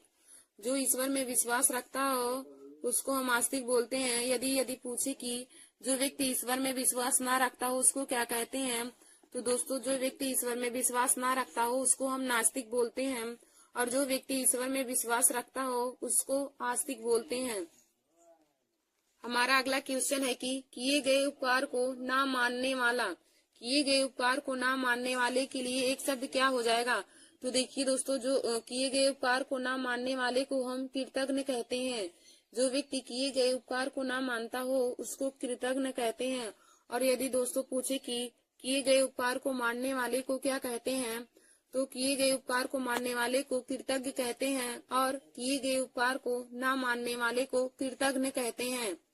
फिर हमारा अगला है कि जिसको ईश्वर में विश्वास ना हो। जिसको ईश्वर में विश्वास ना हो उसको हम क्या कहते हैं। तो देखिए दोस्तों, जिसको ईश्वर में विश्वास ना हो उसको हम नास्तिक कहते हैं। और यदि पूछे कि जिसको ईश्वर में विश्वास हो उसको क्या कहते हैं, तो जिसको ईश्वर में विश्वास हो उसको हम आस्तिक बोलते हैं। फिर हमारा अगला है कि जानने की इच्छा रखने वाले को क्या बोलते हैं। जानने की इच्छा रखने वाले को क्या कहते हैं। तो दोस्तों जानने की इच्छा रखने वाले को जिज्ञासु बोलते हैं। जानने की इच्छा रखने वाले को जिज्ञासु बोलते हैं। फिर हमारा अगला है कि 100 वर्ष के समय। 100 वर्ष के समय के लिए वाक्यांश के लिए एक शब्द क्या होगा। तो देखिए दोस्तों, 100 वर्ष के समय के लिए एक शब्द हो जाएगा शताब्दी। 100 वर्ष के समय के लिए एक शब्द हो जाएगा शताब्दी। फिर हमारा अगला क्वेश्चन है कि दोपहर के बाद के समय को क्या कहते हैं। दोपहर के बाद के समय को, तो देखिए दोस्तों, दोपहर के बाद के समय को अपराह्न बोलते हैं। फिर हमारा अगला क्वेश्चन है कि वह पुरुष जिसकी पत्नी मर गई हो। वह पुरुष जिसकी पत्नी मर गई हो, वाक्यांश के लिए एक शब्द क्या होगा। तो देखिए दोस्तों, वह पुरुष जिसकी पत्नी मर गई हो उसके लिए एक शब्द विधुर होता है। और यदि पूछे कि वह पत्नी जिसका पुरुष मर गया हो तो उसको हम विधवा बोलते हैं। देखिए दोस्तों, वह पुरुष जिसकी पत्नी मर गई हो उसके लिए एक शब्द विधुर हो जाएगा। और यदि पूछे कि वह पत्नी जिसका पति मर गया हो तो उसका हो जाएगा, उसके लिए हम बोलेंगे विधवा। फिर हमारा अगला क्वेश्चन है कि जिसका कोई स्वामी या रक्षक ना हो। जिसका कोई स्वामी या रक्षक ना हो उसको क्या बोलते हैं। तो देखिए दोस्तों, जिसका कोई स्वामी या रक्षक ना हो उसके लिए एक शब्द हो जाएगा अनाथ। जिसका कोई स्वामी या रक्षक ना हो उसको अनाथ बोलते हैं। फिर हमारा अगला क्वेश्चन है कि जिसकी उपमा की योग्य कोई ना हो। जिसकी उपमा की योग्य कोई ना हो उसको क्या बोलते हैं। तो दोस्तों, जिसकी उपमा की योग्य कोई ना हो उसको हम निरूपम बोलते हैं। फिर हमारा अगला क्वेश्चन है कि जो सब कुछ जानता हो उसको क्या कहते हैं। जो सब कुछ जानता है उसको क्या कहते हैं। तो दोस्तों, जो सब कुछ जानता है उसको सर्वज्ञ बोलते हैं। फिर हमारा अगला है कि प्रतिदिन प्रकाशित होने वाला समाचार पत्र। प्रतिदिन प्रकाशित होने वाला समाचार पत्र, तो देखिए दोस्तों, प्रतिदिन प्रकाशित होने वाला समाचार पत्र को दैनिक कहते हैं। फिर हमारा अगला है जिसमें कुछ करने की क्षमता ना हो। जिसमें कुछ करने की क्षमता ना हो उसे क्या कहते हैं। तो देखिए दोस्तों, जिसमें कुछ करने की क्षमता ना हो उसको अक्षम कहते हैं। हमारा अगला क्वेश्चन है कि जो एक ही माता के उदर से उत्पन्न हुआ हो। जो एक ही माता के उदर से उत्पन्न हुआ हो, ऐसे लोगों को क्या कहते हैं? तो देखिए दोस्तों, जो एक ही माता के उदर से उत्पन्न हुआ हो, ऐसे लोगों को सहोदर कहते हैं। फिर हमारा अगला क्वेश्चन है कि जो कीचड़ से उत्पन्न होता है, जो कीचड़ से उत्पन्न होता है, वाक्यांश के लिए एक शब्द क्या होगा? तो देखिए दोस्तों, जो कीचड़ से उत्पन्न होता है, वाक्यांश के लिए एक शब्द पंकज हो जाएगा। जो कीचड़ से उत्पन्न होता है, वाक्यांश के लिए एक शब्द पंकज हो जाएगा। फिर हमारा अगला क्वेश्चन है कि जिसकी आंखें हिरण की आंखें की समान हैं, जिसकी आंखें हिरण की आंखें की समान है, वाक्यांश के लिए एक शब्द क्या होगा? तो देखिए दोस्तों, वाक्यांश के लिए एक शब्द हो जाएगा मृग नयनी। जिसकी आंखें हिरण की आंखें की समान हो, उसके लिए एक शब्द मृग नयनी हो जाएगा। फिर हमारा अगला क्वेश्चन है जो भूखा हो, उसके लिए एक शब्द क्या होगा? तो देखिए दोस्तों, जो भूखा उसके लिए एक शब्द बुभुक्षित हो जाएगा। फिर हमारा अगला क्वेश्चन है कि जंगल की अग्नि को क्या कहते हैं? जंगल में लगने वाली आग को या फिर जंगल की अग्नि को क्या कहते हैं? तो दोस्तों, जंगल की अग्नि को दावा अग्नि कहते हैं। फिर हमारा अगला क्वेश्चन है जो वंदना करने की योग्य हो, उसके लिए एक शब्द क्या हो जाएगा? तो देखिए दोस्तों, जो वंदना करने की योग्य हो, उसके लिए एक शब्द हो जाएगा वंदनीय। जो वंदना करने की योग्य हो, वंदनीय हो जाएगा। फिर हमारा अगला क्वेश्चन है जिसके आने की कोई तिथि निश्चित ना हो, उसके लिए एक शब्द क्या होगा? जिसके आने की कोई तिथि ना हो तो उसको क्या कहते हैं? तो देखिए दोस्तों, जिसके आने की कोई तिथि ना हो उसको हम अतिथि कहते हैं। जिसके आने की कोई तिथि निश्चित ना हो उसको हम अतिथि कहते हैं। फिर हमारा अगला क्वेश्चन है जो स्त्री कविता लिखती हो उसको क्या कहते हैं? जो स्त्री कविता लिखती हो उसको क्या कहते हैं? तो दोस्तों, उसे हम कवयित्री कहते हैं। जो स्त्री कविता लिखती हो उसे हम कवित्री बोलते हैं। फिर हमारा अगला क्वेश्चन है कि जो कभी ना मरता हो या फिर सदैव रहने वाला। तो देखिए दोस्तों, जो कभी ना मरता हो उसको हम अमर बोलते हैं। जो कभी ना मरता है उसे अमर कहते हैं। फिर हमारा अगला क्वेश्चन है जिसे क्षमा किया जा सके। जिसे क्षमा किया जा सके उसके लिए एक शब्द क्या होगा? तो दोस्तों, जिसे क्षमा किया जा सके उसके लिए एक शब्द क्षम्य हो जाएगा। फिर हमारा अगला क्वेश्चन है स्वयं उत्पन्न होने वाला। स्वयं उत्पन्न होने वाले के लिए एक शब्द क्या हो जाएगा? तो देखिए दोस्तों, स्वयं उत्पन्न होने वाले के लिए एक शब्द स्वयंभू हो जाएगा। स्वयं उत्पन्न होने वाले के लिए एक शब्द स्वयंभू हो जाएगा। फिर हमारा अगला क्वेश्चन है जो पहले कभी ना हुआ हो। जो पहले कभी ना हुआ हो, वाक्यांश के लिए एक शब्द क्या हो जाएगा? तो देखिए दोस्तों, जो पहले कभी ना हुआ हो, वाक्यांश के लिए एक शब्द हो जाएगा अभूतपूर्व। जो पहले कभी ना हुआ हो, वाक्यांश के लिए एक शब्द हो जाएगा अभूतपूर्व। फिर हमारा अगला क्वेश्चन है कि जीने की इच्छा रखने वाले को क्या कहते हैं? जीने की इच्छा रखने वाले को क्या कहते हैं? तो देखिए दोस्तों, जीने की इच्छा रखने वाले को जिजीविषा बोलते हैं। जीने की इच्छा रखने वाले को जिजीविषा बोलते हैं। फिर हमारा अगला क्वेश्चन है पृथ्वी और आकाश के बीच के स्थान को क्या बोलते हैं? पृथ्वी और आकाश के बीच के स्थान को, तो देखिए दोस्तों, पृथ्वी और आकाश के बीच के स्थान को अंतरिक्ष बोला जाता है। पृथ्वी और आकाश के बीच के स्थान को अंतरिक्ष बोला जाता है। फिर हमारा अगला क्वेश्चन है कि रास्ता दिखाने वाले को क्या बोलते हैं? रास्ता दिखाने वाले को क्या बोलते हैं? तो देखिए दोस्तों, रास्ता दिखाने वाले को पथ प्रदर्शक बोलते हैं। फिर हमारा अगला क्वेश्चन है कि सदा सत्य बोलने वाले को क्या कहते हैं? सदा सत्य बोलने वाले को क्या कहते हैं? तो दोस्तों, सदा सत्य बोलने वाले को सत्यवादी बोलते हैं।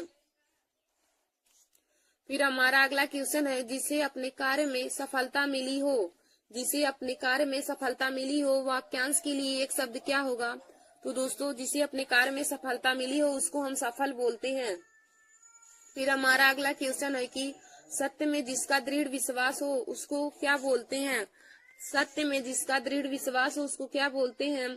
तो देखिए दोस्तों, सत्य में जिसका दृढ़ विश्वास हो उसको सत्यनिष्ठ बोलते हैं। फिर हमारा अगला क्वेश्चन है जिसकी इच्छाएं बहुत ऊंची हो। जिसकी इच्छाएं बहुत ऊंची हो उसको क्या बोलते हैं? तो देखिए दोस्तों, जिसकी इच्छाएं बहुत ऊंची हो उसको महत्वाकांक्षी बोलते हैं। जिसकी इच्छाएं बहुत ऊंची हो उसको हम महत्वाकांक्षी बोलते हैं। फिर हमारा अगला क्वेश्चन है जिससे किसी की तुलना ना की जा सके। जिससे किसी की तुलना ना की जा सके, वाक्यांश के लिए एक शब्द क्या होगा? तो देखिए दोस्तों, जिससे किसी की तुलना ना की जा सके, वाक्यांश के लिए एक शब्द अतुलनीय हो जाएगा। जिससे किसी की तुलना ना किया जा सके, वाक्यांश के लिए एक शब्द हो जाएगा अतुलनीय। फिर हमारा अगला क्वेश्चन है जिसका दमन ना किया जा सके। जिसका दमन ना किया जा सके, तो दोस्तों देखिए, जिसका दमन ना किया जा सके उसको अदम्य बोलते हैं। फिर हमारा अगला क्वेश्चन है जिसके समान कोई दूसरा ना हो। जिसके समान कोई दूसरा ना हो, तो वाक्यांश के लिए एक शब्द क्या होगा? तो देखिए दोस्तों, जिसके समान कोई दूसरा ना हो उसको हम अद्वितीय बोलते हैं। जिसके समान कोई दूसरा ना हो उसको हम अद्वितीय बोलते हैं। और दोस्तों यह क्वेश्चन बहुत ही महत्वपूर्ण है। जिसके समान कोई दूसरा ना हो उसको क्या बोलते हैं? तो देखिए दोस्तों, जिसके समान कोई दूसरा ना हो उसको हम अद्वितीय बोलते हैं। फिर हमारा अगला क्वेश्चन है कि जिसका कोई अंत ना हो उसको क्या बोलते हैं? जिसका कोई अंत ना हो, तो देखिए दोस्तों, जिसका कोई अंत ना हो उसको हम अनंत बोलते हैं। फिर हमारा अगला क्वेश्चन है कि जिसका कोई शत्रु पैदा ना हुआ हो। जिसका कोई शत्रु पैदा ना हुआ हो उसको क्या बोलते हैं? तो देखिए दोस्तों, जिसका कोई शत्रु पैदा ना हुआ हो उसको हम अजात शत्रु बोलते हैं। जिसका कोई शत्रु पैदा ना हुआ हो उसको अजात शत्रु बोलते हैं। धन्यवाद दोस्तों। ऐसे हमारे वीडियो को देखने के लिए, जीके, मैथ और हिंदी के महत्वपूर्ण टॉपिक को पाने के लिए आप सभी लोग हमारे YouTube channel Nancy Success Classes को सब्सक्राइब कर लीजिए और अपने दोस्तों में शेयर करना ना भूलें। धन्यवाद दोस्तों। नमस्कार दोस्तों, welcome to my YouTube channel Nancy Success Classes. आज मैं आप सभी लोगों के लिए हिंदी में वर्णमाला व विराम चिन्ह से संबंधित महत्वपूर्ण क्वेश्चन लेकर आए हूँ। तो देखिए दोस्तों, वर्णमाला से संबंधित क्वेश्चन हर कंपटीशन की परीक्षाओं में पूछे जाते हैं। जैसे ग्रुप डी हुआ, आरआरबी एनटीपीसी हुआ, एसएससी एग्जाम हुआ, यूपीपी, बिहार पुलिस और सभी कंपटीशन की परीक्षाओं में पूछे जाते हैं। तो दोस्तों आप लोग हमारे इस वीडियो को जरूर देख लीजिए। आज का हमारा टॉपिक है वर्णमाला व विराम चिन्ह से संबंधित महत्वपूर्ण क्वेश्चन। तो देखिए दोस्तों, हमारा पहला क्वेश्चन दिया है कि निम्नलिखित में से कौन सा मूल दीर्घ स्वर नहीं है। निम्नलिखित में से कौन मूल दीर्घ स्वर नहीं है? आइए दोस्तों, हम इसे बताने से पहले आप सभी लोगों को मूल स्वर, दीर्घ स्वर, स्वर व्यंजन और सभी व्यंजनों के प्रकार के बारे में बता देते हैं पहले। तो देखिए दोस्तों, स्वर वे होते हैं जिनकी उच्चारण में बिना किसी वर्ड की सहायता से बोले जाते हैं। जो वर्ड बिना किसी वर्ड की सहायता से बोले जाते हैं उन्हें हम स्वर कहते हैं। जो वर्ड बिना किसी वर्ड की सहायता से बोले जाते हैं उन्हें हम स्वर कहते हैं। और देखिए दोस्तों, हिंदी में स्वरों की कुल संख्या, मुख्यतः स्वरों की संख्या 11 होती है। और व्यंजन क्या होते हैं? व्यंजन का परिभाषा हो जाएगा कि जो स्वर की सहायता से बोले जाते हैं। जो वर्ड स्वर की सहायता से बोले जाते हैं उन्हें हम व्यंजन कहते हैं। और हिंदी वर्णमाला में व्यंजनों की मुख्यतः संख्या 33 होती है। हिंदी वर्णमाला में व्यंजनों की संख्या 33 होती है। तो देखिए दोस्तों, जब भी आप लोगों से क्वेश्चन पूछेगा कि हिंदी वर्णमाला में स्वरों की संख्या और व्यंजनों की संख्या कितनी होती है, तो आप बताएंगे कि हिंदी वर्णमाला में स्वरों की संख्या 11 तथा व्यंजनों की संख्या 33 होती है। और यदि पूछे कि हिंदी वर्णमाला में कुल वर्णों की संख्या कितनी होती है, तो आप बताएंगे हिंदी वर्णमाला में कुल व्यंजनों की संख्या, कुल वर्णों की संख्या 52 होती है। हिंदी वर्णमाला में कुल वर्णों की संख्या 52 होती है। और देखिए दोस्तों, हम आगे आप लोगों को मूल स्वर यानी कि स्वरों के प्रकार में बताएंगे। तो देखिए दोस्तों, स्वर 3 प्रकार के होते हैं। नंबर 1 हमारा होता है हर्ष स्वर, नंबर 2 दीर्घ स्वर और नंबर 3 प्लुप्त स्वर होता है। तो देखिए दोस्तों, हर्ष स्वर को ही मूल स्वर कहते हैं। हर्ष स्वर को मूल स्वर कहते हैं। और हर्ष स्वरों की संख्या 4 होती है। तो हम लिखेंगे इनकी संख्या 4 होती है।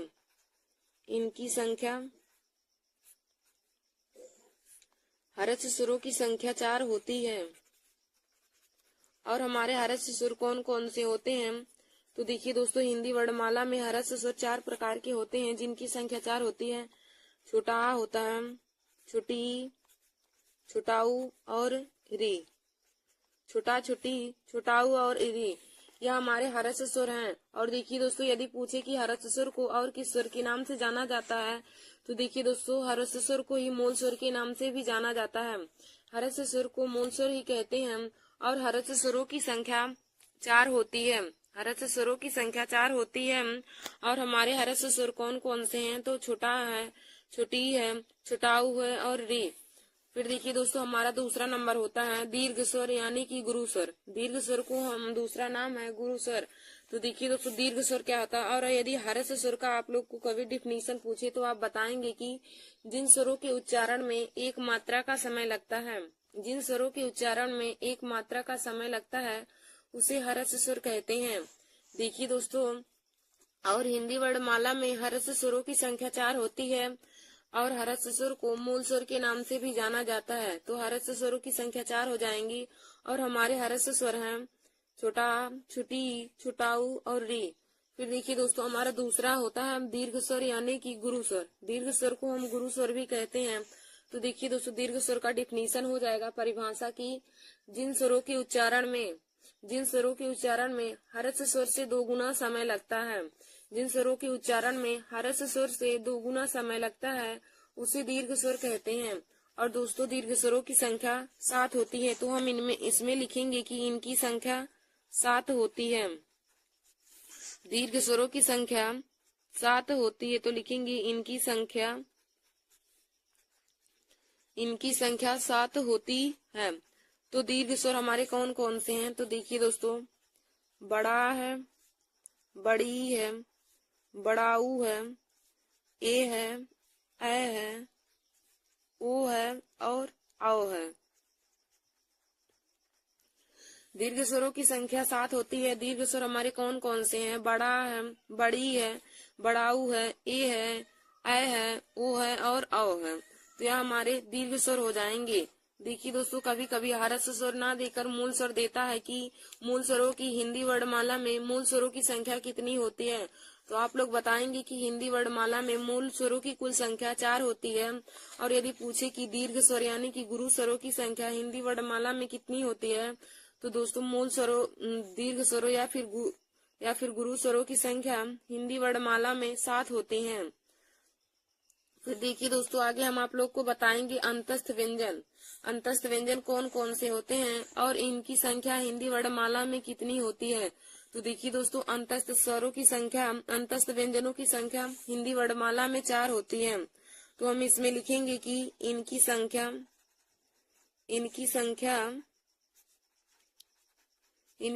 4 होती है। अंतस्थ व्यंजन हिंदी वर्णमाला में 4 होते हैं। और हमारे अंतस्थ व्यंजन कौन कौन से हैं? तो देखिए दोस्तों, या है, रा है, ला है और वाह। या, रा, ला और वाह यह अंतस्थ व्यंजन है। हिंदी वर्णमाला में अंतस्थ व्यंजन 4 प्रकार के होते हैं। और हमारे कौन कौन से अंतस्थ व्यंजन होते हैं? तो या है, रा है, ला है और वाह है। यह चारों हमारे अंतस्थ व्यंजन होते हैं। फिर देखिए दोस्तों, आगे हम देखेंगे, हमारा अगला है ऊष्म व्यंजन। ऊष्म व्यंजन हिंदी वर्णमाला में कितने प्रकार के होते हैं? तो देखिए दोस्तों, ऊष्म व्यंजन भी हिंदी वर्णमाला में ऊष्म व्यंजनों की संख्या भी 4 होती है। हम लिखेंगे इनकी संख्या 4 होती है। इसमें हम लिखेंगे कि इनकी संख्या 4 होती है। इनकी संख्या 4 होती है। देखिए दोस्तों, ऊष्म व्यंजनों की संख्या 4 होती है। और हमारे ऊष्म व्यंजन कौन कौन से होते हैं? बड़ा सा है, खट्टी सा है, छोटा सा है और हा। बड़ा सा, खट्टी सा, छोटा सा, हा, यह हमारे ऊष्म व्यंजन होते हैं। ऊष्म व्यंजनों की संख्या हिंदी वर्णमाला में 4 होती है। और देखिए दोस्तों, ऊष्म व्यंजन कौन कौन से होते हैं? तो बड़ा सा हुआ, खट्टी सा, छोटा सा और हा, यह चारों हमारे ऊष्म व्यंजन होते हैं। फिर देखिए दोस्तों, हमारा अगला है कि संयुक्त व्यंजनों की संख्या हिंदी वर्णमाला में कितनी होती है। संयुक्त व्यंजनों की संख्या हिंदी वर्णमाला में कितनी होती है? तो देखिए दोस्तों, संयुक्त व्यंजनों की भी संख्या हिंदी वर्णमाला में 4 होती है। तो हम लिखेंगे कि इनकी संख्या 4 होती है। इनकी संख्या भी 4 होती है। और देखिए दोस्तों, संयुक्त व्यंजन हमारे कौन कौन से होते हैं? तो संयुक्त व्यंजन हमारे होते हैं छत है, त्रा है, ज्ञ है और स्रा है। उसमें संयुक्त व्यंजन हमारे छत, त्रा है, ज्ञ और स्रा है। तो संयुक्त व्यंजन भी हिंदी वर्णमाला में 4, संयुक्त व्यंजनों की संख्या हिंदी वर्णमाला में 4 होती है। और हमारे संयुक्त व्यंजन कौन कौन से हैं, तो छत्र हैं, त्रा है, ज्ञ है और स्रा। अब देखिए दोस्तों, हम आप लोग को बताते हैं कि छत्र, ज्ञ और स्रा किन किन की संयोग से बनते हैं। तो देखिए दोस्तों, छत्र जो होता है यह आधा का प्लस खट्टी सा के संयोग से बनता है। छत्र है जो यह आधा का प्लस खट्टी सा के संयोग से बनता है। जो त्रा है यह आधा ता प्लस रा की संयोग से बनता है। जो हमारा ज्ञ है आधा जा प्लस इया की संयोग से बनता है। और जो स्रा है आधा बड़ा सा प्लस में रा की संयोग से बनता है। देखिए दोस्तों, संयुक्त व्यंजन की संख्या 4 होती है। हिंदी वर्णमाला में संयुक्त व्यंजनों की संख्या 4 होती है। और हमारे संयुक्त व्यंजन कौन कौन से हैं, तो संयुक्त व्यंजन है छत्र, ज्ञ और स्रा। छत्र, त्रा, ज्ञ और स्रा यह हमारे संयुक्त व्यंजन हैं। तो देखिए दोस्तों, यह किन किन की संयोग से बनते हैं, यह भी क्वेश्चन में पूछा जाता है। हमारे कभी कभी क्वेश्चन में पूछ लिया जाता है कि छत्र किस किस के संयोग से बनता है। तो दोस्तों देखिए, छत्र जो हमारा होता है यह आधा का प्लस खट्टी सा की संयोग से बनता है। जो त्रा है आधा ता प्लस रा की संयोग से बनता है। और जो ज्ञ है यह आधा जा प्लस इया के संयोग से बनता है। और जो स्रा है यह आधा बड़सा और रा की संयोग से बनता है। तो देखिए दोस्तों, मैंने आप सभी लोगों को बताया मूल स्वरों के बारे में। मैंने आप लोगों को बताया मूल स्वरों के बारे में। तो देखिए दोस्तों, मूल स्वरों का परिभाषा क्या होता है कि मूल स्वर यानी कि हर्ष स्वर, जिन स्वरों के उच्चारण में एक मात्रा का समय लगे, जिन स्वरों के उच्चारण में एक मात्रा का समय लगे उसे हम हर्ष स्वर कहते हैं। और देखिए दोस्तों, हर्ष स्वरों की संख्या हिंदी वर्णमाला में 4 होती है। और हर्ष स्वरों को ही हम मूल स्वर के नाम से भी जानते हैं। हर्ष स्वर का दूसरा नाम मूल स्वर होता है। और देखिए दोस्तों, हर्ष स्वरों की संख्या हिंदी वर्णमाला में 4 होती है। और हमारे हर्ष स्वर हैं छोटा, छोटी, छोटाऊ और री, यह हमारे हर्ष स्वर हैं। फिर दूसरा हमारा होता है दीर्घ स्वर यानी कि गुरु स्वर। दीर्घ स्वर को गुरु स्वर के नाम से भी जानते हैं। तो देखिए दोस्तों, दीर्घ स्वर का डिफिनीशन यानी कि परिभाषा क्या हो जाएगा कि जिन स्वरों के उच्चारण में हर्ष स्वर से 2 गुना का समय लगता है, जिन स्वरों के उच्चारण में हर्ष स्वर से 2 गुना समय लगता है उसे दीर्घ स्वर यानी कि गुरु स्वर के नाम से जाना जाता है। और देखिए दोस्तों, हिंदी वर्णमाला में दीर्घ स्वरों की संख्या 7 होती है। हमारे दीर्घ स्वर कौन कौन से हैं, तो देखिए दोस्तों, बड़ा है, बड़ी है, बड़ाऊ है, ए है, ओ और आओ, यह हमारे 7 दीर्घ स्वर हैं। फिर दोस्तों, हमने आप लोगों को आगे बताया अंतस्थ व्यंजन। अंतस्थ व्यंजन, तो देखिए दोस्तों, अंतस्थ व्यंजन की संख्या हिंदी वर्णमाला में 4 होती है। अंतस्थ व्यंजनों की संख्या 4 होती है। और हमारे अंतस्थ व्यंजन कौन कौन से होते हैं, तो देखिए दोस्तों, अंतस्थ व्यंजन होते हैं या, रा, ला और वा। या, रा, ला और वा यह हमारे चारों अंतस्थ व्यंजन होते हैं। फिर दोस्तों, हमने आगे आप लोग को बताया ऊष्म व्यंजन। तो देखिए दोस्तों, ऊष्म व्यंजनों की संख्या हिंदी वर्णमाला में 4 होती है। ऊष्म व्यंजनों की भी संख्या हिंदी वर्णमाला में 4 होती है। और देखिए दोस्तों, ऊष्म व्यंजन कौन कौन से होते हैं, तो हमारे ऊष्म व्यंजन होते हैं बड़ा सा, खट्टी सा, छोटा सा और हा। बड़ा सा, खट्टी सा, छोटा सा और हा, यह हमारे चारों ऊष्म व्यंजन होते हैं। फिर देखिए दोस्तों, हमारा अगला है संयुक्त व्यंजन। संयुक्त व्यंजन जैसे हम इसका परिभाषा लिख सकते हैं, 2 वर्डों के मेल से बने शब्द को यानी अक्षर को ही हम संयुक्त व्यंजन कहते हैं। 2 वर्डों के मेल से बने वर्ड को हम संयुक्त व्यंजन कहते हैं। और देखिए दोस्तों, संयुक्त व्यंजनों की संख्या हिंदी वर्णमाला में 4 होती है। संयुक्त व्यंजनों की संख्या हिंदी वर्णमाला में 4 होती है। तो हमारे संयुक्त व्यंजन कौन कौन से होते हैं, देखिए दोस्तों, हमारे संयुक्त व्यंजन होते हैं छत्र, ज्ञ और स्रा। छत्र, ज्ञ और स्रा यह चारों हमारे संयुक्त व्यंजन होते हैं। और देखिए दोस्तों, संयुक्त व्यंजन 2 वर्डों के संयोग से बनते हैं। तो वह कौन कौन से 2 वर्ड हैं जिनके संयोग से संयुक्त व्यंजन बनते हैं, तो हम आप लोग को बताएंगे। देखिए दोस्तों, जो हमारा छत्र होता है यह आधा का प्लस खट्टी सा के संयोग से बनता है। जो छत्र होता है यह आधा का प्लस खट्टी सा के संयोग से बनता है। जो त्रा है आधा ता प्लस रा के संयोग से बनता है। ज्ञ हमारा जो है वह आधा जा प्लस इया के संयोग से बनता है। और जो स्रा होता है यह आधा बड़सा और रा के संयोग से बनता है। फिर देखिए दोस्तों, आगे हम आप लोग को बताएंगे अस्पर्श व्यंजन। आगे आप लोग हेडिंग डाल लीजिए अस्पर्श व्यंजन।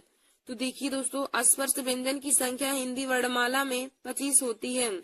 अस्पर्श व्यंजनों की संख्या हिंदी वर्णमाला में 25 होती है, तो हम इसमें लिखेंगे कि इनकी संख्या 25 होती है। अस्पर्श व्यंजनों की संख्या 25 होती है। और दोस्तों, अस्पर्श व्यंजन हमारे कहाँ से कहाँ तक होते हैं? तो देखिए दोस्तों, अस्पर्श व्यंजन को याद करने का ट्रिक है कम, यानी कि का से लेकर माँ तक हमारे सभी आने वाले वर्ड अस्पर्श व्यंजन होते हैं। का से लेकर माँ तक आने वाले सभी वर्ड हमारे अस्पर्श व्यंजन होते हैं। तो का वर्ग से लेकर पा वर्ग तक के सभी वर्ड अस्पर्श व्यंजन की संख्या में आते हैं और अस्पर्श व्यंजनों की संख्या 25 होती है। अस्पर्श व्यंजनों की संख्या 25 होती है। फिर देखिए दोस्तों, आगे हम आप लोगों को अघोष, सघोष, अल्प प्राण और महाप्राण के बारे में बताएंगे। तो आप लोग हेडिंग डाल लीजिएगा अल्प प्राण। आप लोग हेडिंग डालिए अल्प प्राण। तो देखिए दोस्तों, अल्प प्राण ज्ञात करने का हम आप लोगों को ट्रिक बताते हैं कि अल्प प्राण ज्ञात करने का ट्रिक हमारा होता है 135। अल्प प्राण ज्ञात करने का ट्रिक होता है 135। 135 का मतलब क्या हो जाएगा दोस्तों? देखिए, अल्प प्राण 135 का मतलब हो जाएगा कि किसी भी वर्ग का पहला अक्षर, तीसरा अक्षर और पांचवा अक्षर। किसी भी वर्ग का पहला अक्षर, तीसरा अक्षर और पांचवा अक्षर यह हमारे सभी अल्प प्राण होते हैं। यानी कि देखिए दोस्तों, जैसे हमारा का वर्ग होता है, जैसे का वर्ग में हमारा कौन कौन सा वर्ड आता है? तो का वर्ग में हमारा आता है का है, खा है, गा है, घा है और अंगा। ये हमारा का वर्ग में आ जाएगा। तो इसमें से हमें जैसे अल्प प्राण को छाटना है, तो हमने आप लोग को बताया कि अल्प प्राण छाटने का ट्रिक क्या हो जाएगा? 135। यानी कि किसी भी वर्ड का पहला अक्षर, तीसरा अक्षर और पांचवा अक्षर यह हमारे अल्प प्राण होते हैं। तो देखिए दोस्तों, का वर्ग में हमारे पहला अक्षर, तीसरा अक्षर और पांचवा अक्षर हमारे अल्प प्राण हो जाएंगे। तो इसमें से अल्प प्राण हमारे कौन कौन से हो जाएंगे? तो हम लिखेंगे इसमें से अल्प प्राण। अल्प प्राण हमें जैसे छाटना है, तो अल्प प्राण हमारे हो जाएंगे का, गा और अंगा। का, गा और अंगा यह तीनों हमारे अल्प प्राण हो जाएंगे। हमने अल्प प्राण पहचानने का ट्रिक आप लोग को बताया 135। 135 का मतलब हो जाएगा कि किसी भी वर्ड का पहला अक्षर, तीसरा अक्षर और पांचवा अक्षर। किसी भी वर्ग का पहला, तीसरा और पांचवा अक्षर अल्प प्राण होते हैं। फिर आगे देखिए दोस्तों, महाप्राण क्या होते हैं? महाप्राणी ज्ञात करने का ट्रिक क्या होता है? तो देखिए दोस्तों, महाप्राण ज्ञात करने का हमारा ट्रिक होता है 24। महाप्राण ज्ञात करने का ट्रिक हमारा 24 होता है। और देखिए दोस्तों, 24 का मतलब हो जाएगा कि किसी भी वर्ड का दूसरा अक्षर और चौथा अक्षर। किसी भी वर्ड का दूसरा अक्षर और चौथा अक्षर महाप्राण होते हैं। तो देखिए दोस्तों, जैसे हमने यहीं पे का वर्ग लिया है, तो का वर्ग में हमारा का, खा, गा, घा और अंगा वर्ड आते हैं। इसी में हमारा दूसरा अक्षर और चौथा अक्षर महाप्राण होंगे। तो दूसरा अक्षर खा है और चौथा अक्षर घा है। तो हम लिखेंगे महाप्राण क्या हो जाएगा? खा और घा। खा और घा हमारे महाप्राण हो जाएंगे। फिर दोस्तों, आगे हम आप लोग को अघोष और सघोष के बारे में बताते हैं। तो देखिए दोस्तों, अगला हमारा है अघोष। अगला हमारा है अघोष। तो देखिए दोस्तों, अघोष को जानने का ट्रिक क्या होता है? अघोष को याद करने का ट्रिक होता है 12। अघोष को याद करने का ट्रिक होता है 12, यानी कि किसी भी वर्ड का पहला अक्षर और दूसरा अक्षर। जैसे हम यहाँ पे चा वर्ग ले रहे हैं, और चा वर्ग में हमारे कौन कौन से वर्ड होंगे?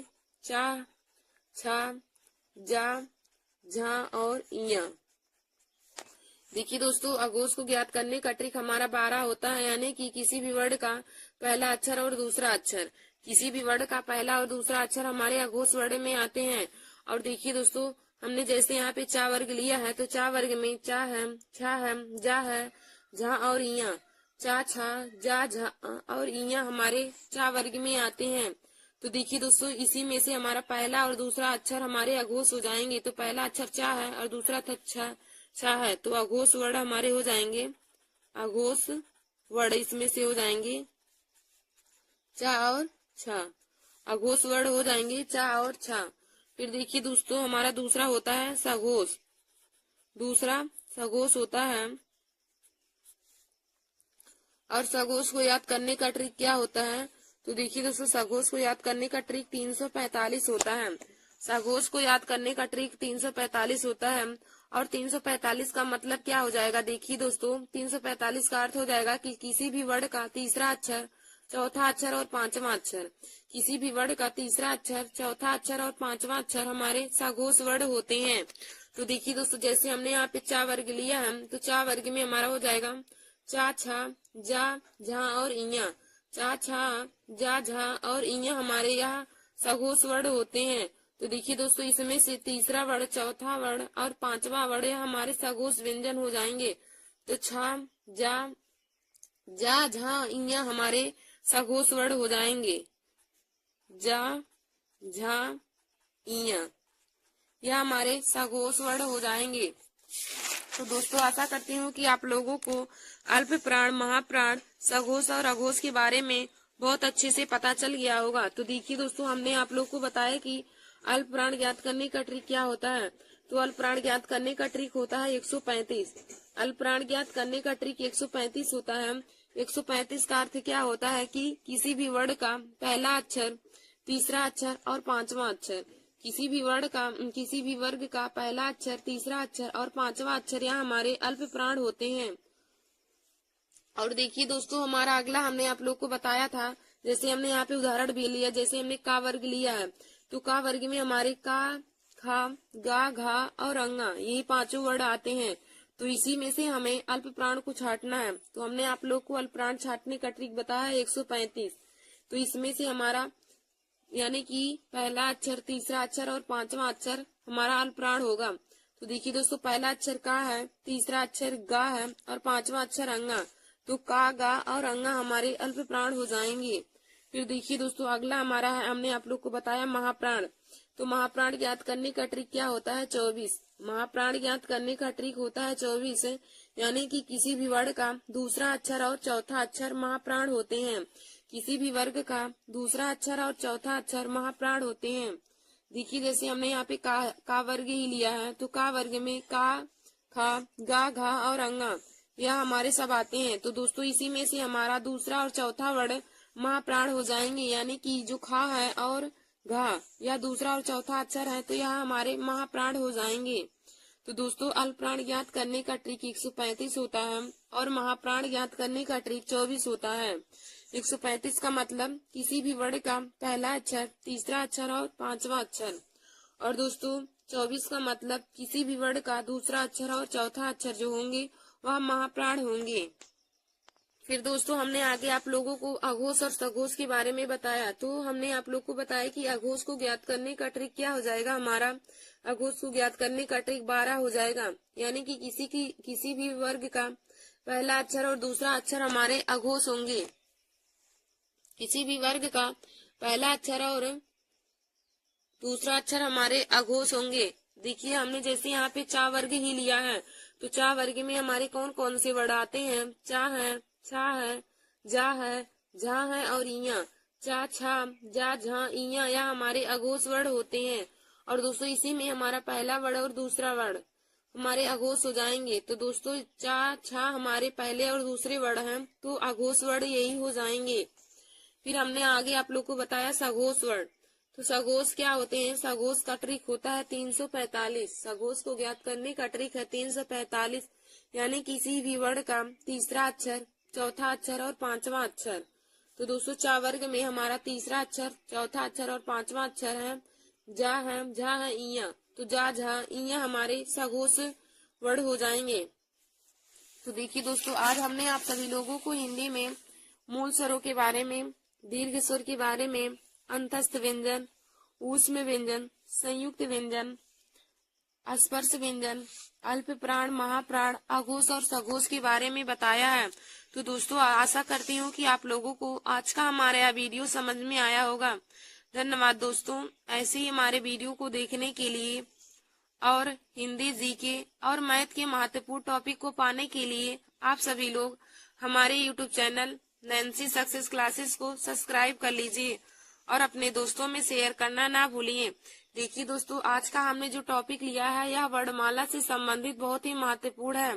वर्णमाला से संबंधित इसी से ही क्वेश्चन हर बार ही हर कंपटीशन की परीक्षाओं में पूछे जाते हैं। तो देखिए दोस्तों, जैसे ग्रुप डी हुआ, आरआरबी, एनटीपीसी, यूपीपी, यह सभी कंपटीशन की परीक्षाओं में पूछे जाते हैं। तो आप सभी लोग हमारे इस वीडियो को जरूर देख लीजिए। धन्यवाद दोस्तों।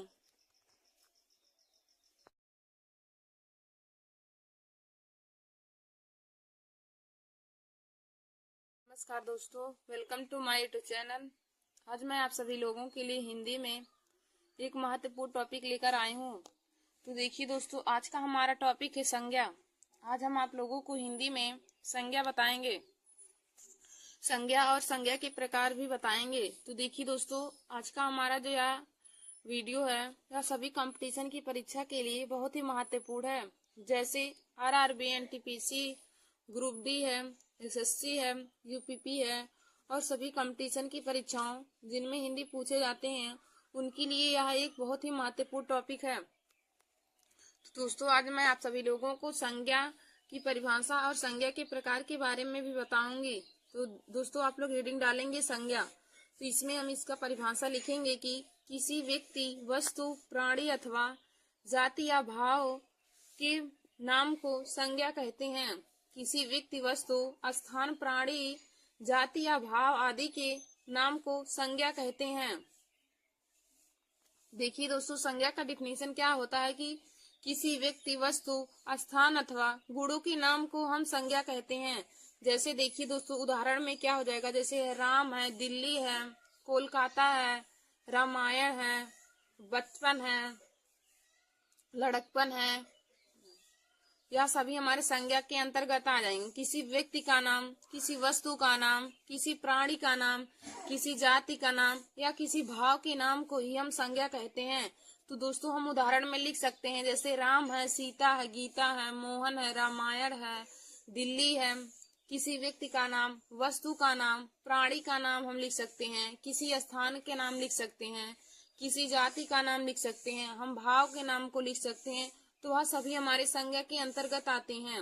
तो संज्ञा का परिभाषा होता है कि किसी व्यक्ति, वस्तु, प्राणी, जाति या भाव आदि के नाम को संज्ञा कहते हैं। और दोस्तों, नोट करके आप लोग लिख लीजिएगा कि संज्ञा विकारी शब्दों में आता है। कभी यदि हमें क्वेश्चन में दिया रहे संज्ञा किसके अंतर्गत आता है, तो हमें ऑप्शन दिया रहेगा देश शब्द, विशेषण शब्द, विकारी शब्द, अविकारी शब्द। तो दोस्तों, आप बताएंगे संज्ञा विकारी शब्दों के अंतर्गत आता है। फिर हम आगे देखेंगे संज्ञा के भेद। तो देखिए दोस्तों, संज्ञा मुख्य रूप से तीन प्रकार, पहले संज्ञा तीन प्रकार के माने जाते थे, लेकिन अब वह जातिवाचक संज्ञा के अंतर्गत आने लगे हैं। तो संज्ञा मुख्य रूप से तीन ही प्रकार के होते हैं। जब भी आपसे कंपटीशन की परीक्षा में पूछे जाए कि संज्ञा मुख्य रूप से कितने प्रकार के होते हैं, तो आप बताएंगे संज्ञा मुख्य रूप से तीन प्रकार के होते हैं। नंबर 1 हमारा है व्यक्तिवाचक संज्ञा, नंबर 2 है जातिवाचक संज्ञा और नंबर 3 है भाववाचक संज्ञा। देखिए दोस्तों, संज्ञा के मुख्य रूप से तीन भेद होते हैं। नंबर 1 है व्यक्तिवाचक संज्ञा, नंबर 2 है जातिवाचक संज्ञा और नंबर 3 है भाववाचक संज्ञा। अब देखिए दोस्तों, जातिवाचक संज्ञा भी दो प्रकार के होते हैं। जातिवाचक संज्ञा के भी दो प्रकार होते हैं। नंबर 1 समूहवाचक संज्ञा और नंबर 2 द्रव्यवाचक संज्ञा, यानी कि पदार्थवाचक जिसको हम कहते हैं। तो पहले दोस्तों हमारा संज्ञा या जो जाति का प्रकार हो गया, पहले वह संज्ञा के ही भेद में आते थे। जातिवाचक संज्ञा, व्यक्तिवाचक संज्ञा, भाववाचक संज्ञा, समूहवाचक संज्ञा और द्रव्यवाचक संज्ञा। तो दोस्तों, अब समूहवाचक संज्ञा और द्रव्यवाचक संज्ञा को जातिवाचक संज्ञा के अंतर्गत रख दिया गया है। दोस्तों, आप लोग नोट करके यहाँ पे लिख लीजिएगा कि संज्ञा के मुख्य 3 भेद होते हैं तथा कुल 5 भेद होते हैं। यदि पूछे कि संज्ञा के मुख्य रूप से कितने भेद होते हैं, तो आप बताएंगे संज्ञा के मुख्य रूप से 3 भेद होते हैं तथा कुल 5 भेद होते हैं। अब हम आगे देखेंगे व्यक्तिवाचक संज्ञा। तो व्यक्तिवाचक संज्ञा का परिभाषा लिखेंगे, या किसी वस्तु, व्यक्ति, स्थान आदि के नाम को दर्शाता है। व्यक्तिवाचक संज्ञा किसी व्यक्ति, वस्तु, स्थान अथवा गुणों के नाम को दर्शाता है। तो देखिए दोस्तों, इसका उदाहरण क्या होगा, जैसे राम है, श्याम है, सीता है, पंखा है, दिल्ली है, लखनऊ। देखिए दोस्तों, व्यक्तिवाचक संज्ञा किसी भी व्यक्ति, वस्तु, स्थान के नाम को प्रदर्शित करता है। व्यक्तिवाचक संज्ञा जो होता है यह किसी व्यक्ति, वस्तु, स्थान आदि के नाम को प्रदर्शित करता है, तो उसे हम व्यक्तिवाचक संज्ञा कहते हैं। और इसका उदाहरण हो जाएगा कि राम, श्याम, गीता, बजाज, पंखा, सेलोफोन, दिल्ली, लखनऊ आदि आदि हमारे सभी व्यक्तिवाचक संज्ञा के अंतर्गत आएंगे। अब दोस्तों देखिए, व्यक्तिवाचक संज्ञा होता है किसी एक विशेष व्यक्ति के लिए। जैसे यहाँ पे यदि हमें उदाहरण दे दिया, राम दिल्ली जा रहा है, राम दिल्ली जा रहा है, तो देखिए दोस्तों, राम इसमें किसी एक विशेष के लिए कहा गया है, तो राम इसमें व्यक्तिवाचक संज्ञा हो जाएगा। जैसे हमें उदाहरण देके पूछ लिया जाएगा, मोहन पेन से लिखता है, मोहन पेन से लिखता है में व्यक्तिवाचक संज्ञा बताइए। तो देखिए दोस्तों, इसमें किसी एक पर्सनल के रूप में कह दिया है, किसी एक को पर्सनल रूप से कह दिया गया। जैसे मोहन पेन से लिख रहा है, तो मोहन को पर्सनल रूप से वहां पे बोल दिया गया है, तो मोहन वहां पे व्यक्तिवाचक संज्ञा हो जाएगा।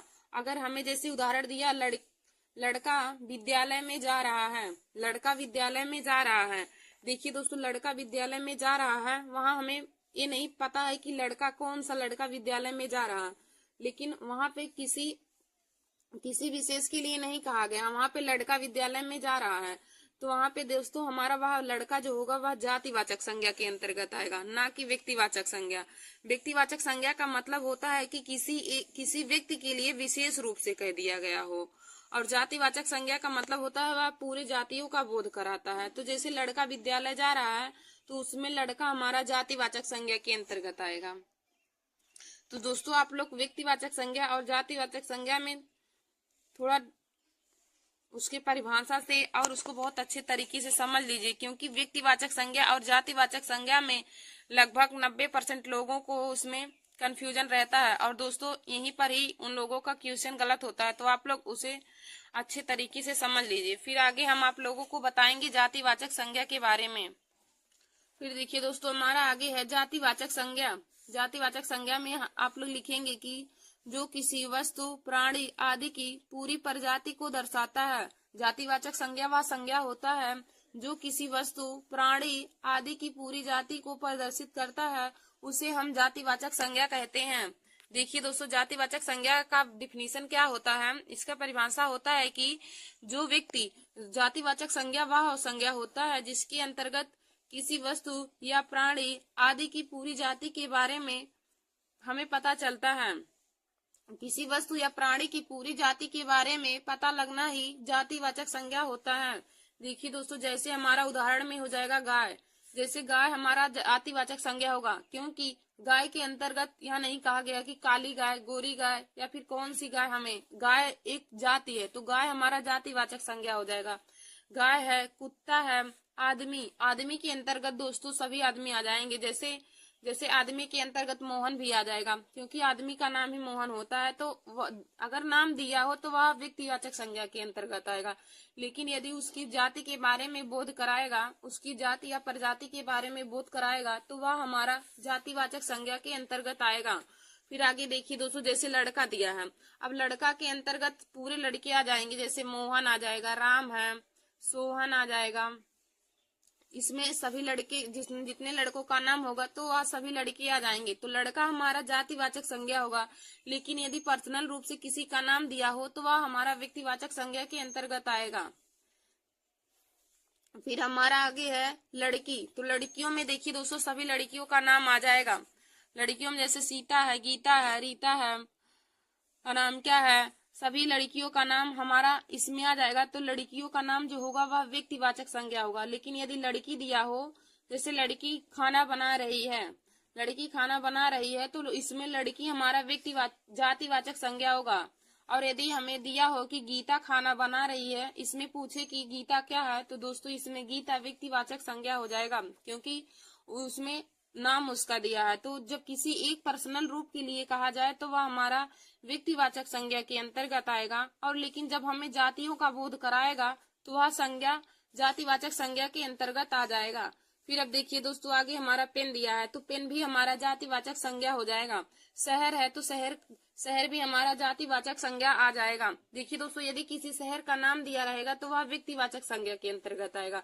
जैसे यदि दिया कि मोहन कोलकाता कल जाएगा, मोहन कोलकाता कल जाएगा, तो यहाँ पे कोलकाता एक शहर का नाम है, तो कोलकाता हमारा व्यक्तिवाचक संज्ञा हो जाएगा। लेकिन यदि शहर का नाम दिया हो, जैसे वे सब शहर में टहलने जा रहे हैं, तो शहर वहां पे जातिवाचक संज्ञा हो जाएगा।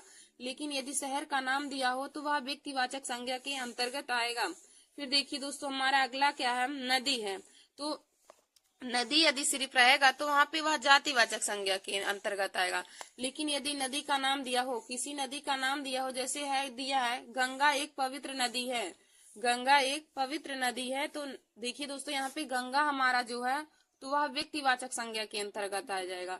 लेकिन यदि सिर्फ दिया हो नदी, जैसे नदी दिया हो तो नदी हमारा जातिवाचक संज्ञा के अंतर्गत आएगा। फिर हमारा अगला है पर्वत। तो दोस्तों पर्वत जो होता है, तो पर्वत, इसमें जो पर्वतों का नाम होगा, जैसे हिमालय पर्वत है, माउंट एवरेस्ट है, या सभी हमारे जो हैं, तो पर्वतों का जब नाम दिया रहेगा तो वह व्यक्तिवाचक संज्ञा के अंतर्गत आएगा। लेकिन यदि सिर्फ पर्वत दिया हो तो वह हमारा जातिवाचक संज्ञा के अंतर्गत आएगा। तो दोस्तों जातिवाचक संज्ञा का डिफिनीशन क्या होता है कि वह संज्ञा जो किसी वस्तु या प्राणी अथवा अन्य सभी की पूरी प्रजाति के बारे में बताता है, जो किसी व्यक्ति या वस्तु की पूरी प्रजाति के बारे में बताता है, ऐसे संज्ञा को हम जातिवाचक संज्ञा कहते हैं। तो दोस्तों आशा करती हूँ कि आप लोगों को जातिवाचक और व्यक्तिवाचक संज्ञा में डिफरेंस पता चल गया होगा। देखिए दोस्तों, जब किसी जाति का नाम दिया हो, जब किसी एक व्यक्ति के लिए पर्सनल रूप से किसी एक व्यक्ति, वस्तु, स्थान, नदियों का नाम, शहरों का नाम, या किसी एक के लिए पर्सनल रूप से बोल दिया जाता है, तो वह हमारा व्यक्तिवाचक संज्ञा के अंतर्गत आता है। और जातिवाचक संज्ञा वह संज्ञा होता है जिसमें किसी भी व्यक्ति, वस्तु, प्राणी की पूरी प्रजाति के बारे में बताता है। जैसे है शहर दिया है तो शहर हमारा जातिवाचक संज्ञा के अंतर्गत आएगा। लेकिन यदि हमें यहीं पे शहरों का नाम दिया होता तो वह व्यक्तिवाचक संज्ञा के अंतर्गत आएगा। फिर दोस्तों आगे हम देखेंगे समूहवाचक संज्ञा। समूहवाचक संज्ञा, तो दोस्तों इसमें आप लोग क्या लिखेंगे, समूहवाचक संज्ञा का डिफिनीशन कि जो संज्ञा किसी समूह का बोध कराती है, जो संज्ञा किसी समूह, सभा या भीड़ का बोध कराती है, उसे हम समूहवाचक संज्ञा कहते हैं। जैसे दोस्तों इसका उदाहरण हो जाएगा विद्यालय है, मेला है, सेना है, दल है, ग्रुप है, किसी भी चीज का ग्रुप है, कमेटी है, सभा है, भीड़ है, यह सभी समूहवाचक संज्ञा के अंतर्गत आएंगे। समूहवाचक संज्ञा का मतलब होता है जहाँ पे कोई भीड़ इकट्ठा हो उसको हम समूहवाचक संज्ञा बोलेंगे। जैसे देखिए दोस्तों विद्यालय है तो विद्यालय में भी भीड़ एकत्र रहती है, तो विद्यालय हमारा समूहवाचक संज्ञा के अंतर्गत आएगा। जैसे मेला हुआ तो मेले में भी भीड़ होती है तो वह हमारा समूहवाचक संज्ञा के अंतर्गत आएगा। जैसे दल हुआ तो दल में भी भीड़ होती है तो वहां पे भी समूहवाचक संज्ञा हो जाएगा। तो देखिए दोस्तों जहां पर हमें भीड़ एकत्रित हो वहां पे समूहवाचक संज्ञा हो जाएगा। फिर अब दोस्तों हमने आप लोग को बताया था कि समूहवाचक संज्ञा दो प्रकार के होते हैं। नंबर 1 द्रव्यवाचक संज्ञा और नंबर 2 समूहवाचक। तो हमने समूहवाचक संज्ञा के बारे में आप लोग को बता दिया है। अब द्रव्यवाचक संज्ञा आप लोग हेडिंग डाल के उसमें परिभाषा लिखेंगे कि द्रव्यवाचक संज्ञा वह संज्ञा होती है जिसमें किसी द्रव्य पदार्थ के बारे में अध्ययन किया जाता है। जैसे तेल हुआ, दूध हुआ, घी हुआ, मक्खन हुआ, जिसमें मतलब पदार्थ के बारे में बोध होता है वह हमारा द्रव्यवाचक संज्ञा के अंतर्गत आ जाता है। और दोस्तों भाववाचक संज्ञा क्या होता है, भाववाचक संज्ञा वह संज्ञा होता है जिसमें किसी व्यक्ति, वस्तु आदि के भाव के बारे में पता चलता है। जिसमें किसी व्यक्ति, वस्तु आदि के भाव के बारे में पता चलता है तो उसे हम भाववाचक संज्ञा कहते हैं। और देखिए दोस्तों भाववाचक संज्ञा का उदाहरण हो जाएगा जैसे बचपन हुआ, अपनापन हुआ, लड़कपन हुआ, और गोरा हुआ, छोटा हुआ, काला हुआ, यह सभी हमारे भाववाचक संज्ञा के अंतर्गत आ जाएंगे। मतलब कि ऐसे उदाहरण हमारे उसमें आते हैं जिसको केवल महसूस किया जा सके, उसको देखा ना जा सके, वह सभी उदाहरण हमारे भाववाचक संज्ञा के अंतर्गत आ जाएंगे। जैसे देखिए दोस्तों उदाहरण हमारा है जैसे अध्यापक बच्चों से प्रेम करते हैं। अध्यापक बच्चों से प्रेम करते हैं, इसमें यदि पूछे कि भाववाचक संज्ञा कहाँ है तो आप क्या बताएंगे। देखिए दोस्तों जैसे हमने आप लोग से पूछा कि अध्यापक बच्चों से प्रेम करते हैं तो इसमें भाववाचक संज्ञा कहाँ आ जाएगा। तो देखिए दोस्तों जो प्रेम शब्द आया है तो प्रेम हमारा भाववाचक संज्ञा हो जाएगा, क्योंकि प्रेम को हम ना देख सकते हैं ना उसको हम थाली में परोस सकते हैं। मतलब कि ऐसी वस्तुएं जिसको हम ना थाली में परोस सकते हैं ना देख सकते हैं, बस केवल हम महसूस कर सकते हैं, तो ऐसी संज्ञा को हम भाववाचक संज्ञा का उदाहरण कहते हैं। तो दोस्तों, हमने आप लोग से कहा कि अध्यापक बच्चों से प्रेम करते हैं, तो यहाँ पे प्रेम जो शब्द है वह भाववाचक संज्ञा के अंतर्गत आ जाएगा। जैसे हम दूसरा उदाहरण ले रहे हैं कि बच्चे कुत्ते से घृणा करते हैं, बच्चे कुत्ते से घृणा करते हैं। तो दोस्तों, इसमें जो घृणा शब्द आया है वह हमारा भाववाचक संज्ञा का उदाहरण हो जाएगा, क्योंकि उसको हम ना देख सकते हैं, घृणा को ना देख सकते हैं, ना थाली में परोस सकते हैं, बस केवल उसको हम महसूस कर सकते हैं। तो जिस भी चीज को हम महसूस कर सकते हैं, तो ऐसे शब्द होते हैं जो उन्हें हम भाववाचक संज्ञा के अंतर्गत रखते हैं। तो देखिए दोस्तों, आज हमने आप सभी लोगों को संज्ञा के प्रकार के बारे में बताया है। तो संज्ञा देखिए दोस्तों, संज्ञा का डिफिनीशन क्या होता है? किसी व्यक्ति, वस्तु, स्थान, प्राणी, जाति के भाव या गुणों के नाम को हम संज्ञा कहते हैं। किसी व्यक्ति, वस्तु, स्थान अथवा गुणों के नाम को संज्ञा कहते हैं। संज्ञा का उदाहरण हो जाएगा राम, सीता, गीता, लखनऊ, इलाहाबाद हो जाएगा, फिर गंगा हो जाएगा, यमुना हो जाएगा। किसी व्यक्ति का नाम, किसी वस्तु का नाम, किसी प्राणी का नाम, किसी जाति का नाम, भाव का नाम, सभी हमारे संज्ञा के अंतर्गत आ जाएंगे। और दोस्तों, संज्ञा एक विकारी शब्द है। फिर इसके आगे हमने आप लोग को बताया संज्ञा के भेद। तो देखिए दोस्तों, संज्ञा के मुख्य 3 भेद होते हैं। यदि कुल भेद पूछे तो कुल भेद 5 हो जाएंगे। संज्ञा के मुख्य रूप से 3 ही भेद माने जाते हैं। नंबर 1 हमारा है व्यक्तिवाचक संज्ञा, नंबर 2 जातिवाचक संज्ञा, और नंबर 3 भाववाचक संज्ञा। तो यही तीनों हमारे संज्ञा के मुख्य रूप से 3 भेद होते हैं। और दोस्तों, जो हमारा 2 बचा होता है वह जातिवाचक संज्ञा के प्रकार में आ जाते हैं। तो जातिवाचक संज्ञा 2 प्रकार के माने जाते हैं। नंबर 1 समूहवाचक और नंबर 2 द्रव्यवाचक संज्ञा। धन्यवाद दोस्तों। ऐसे हमारे वीडियो को देखने के लिए और हिंदी, जीके, मैथ और सभी कंपटीशन की परीक्षाओं की तैयारी के लिए आप सभी लोग हमारे YouTube channel Nancy Success Classes को सब्सक्राइब कर लीजिए और अपने दोस्तों में शेयर करना ना भूलिए। धन्यवाद दोस्तों।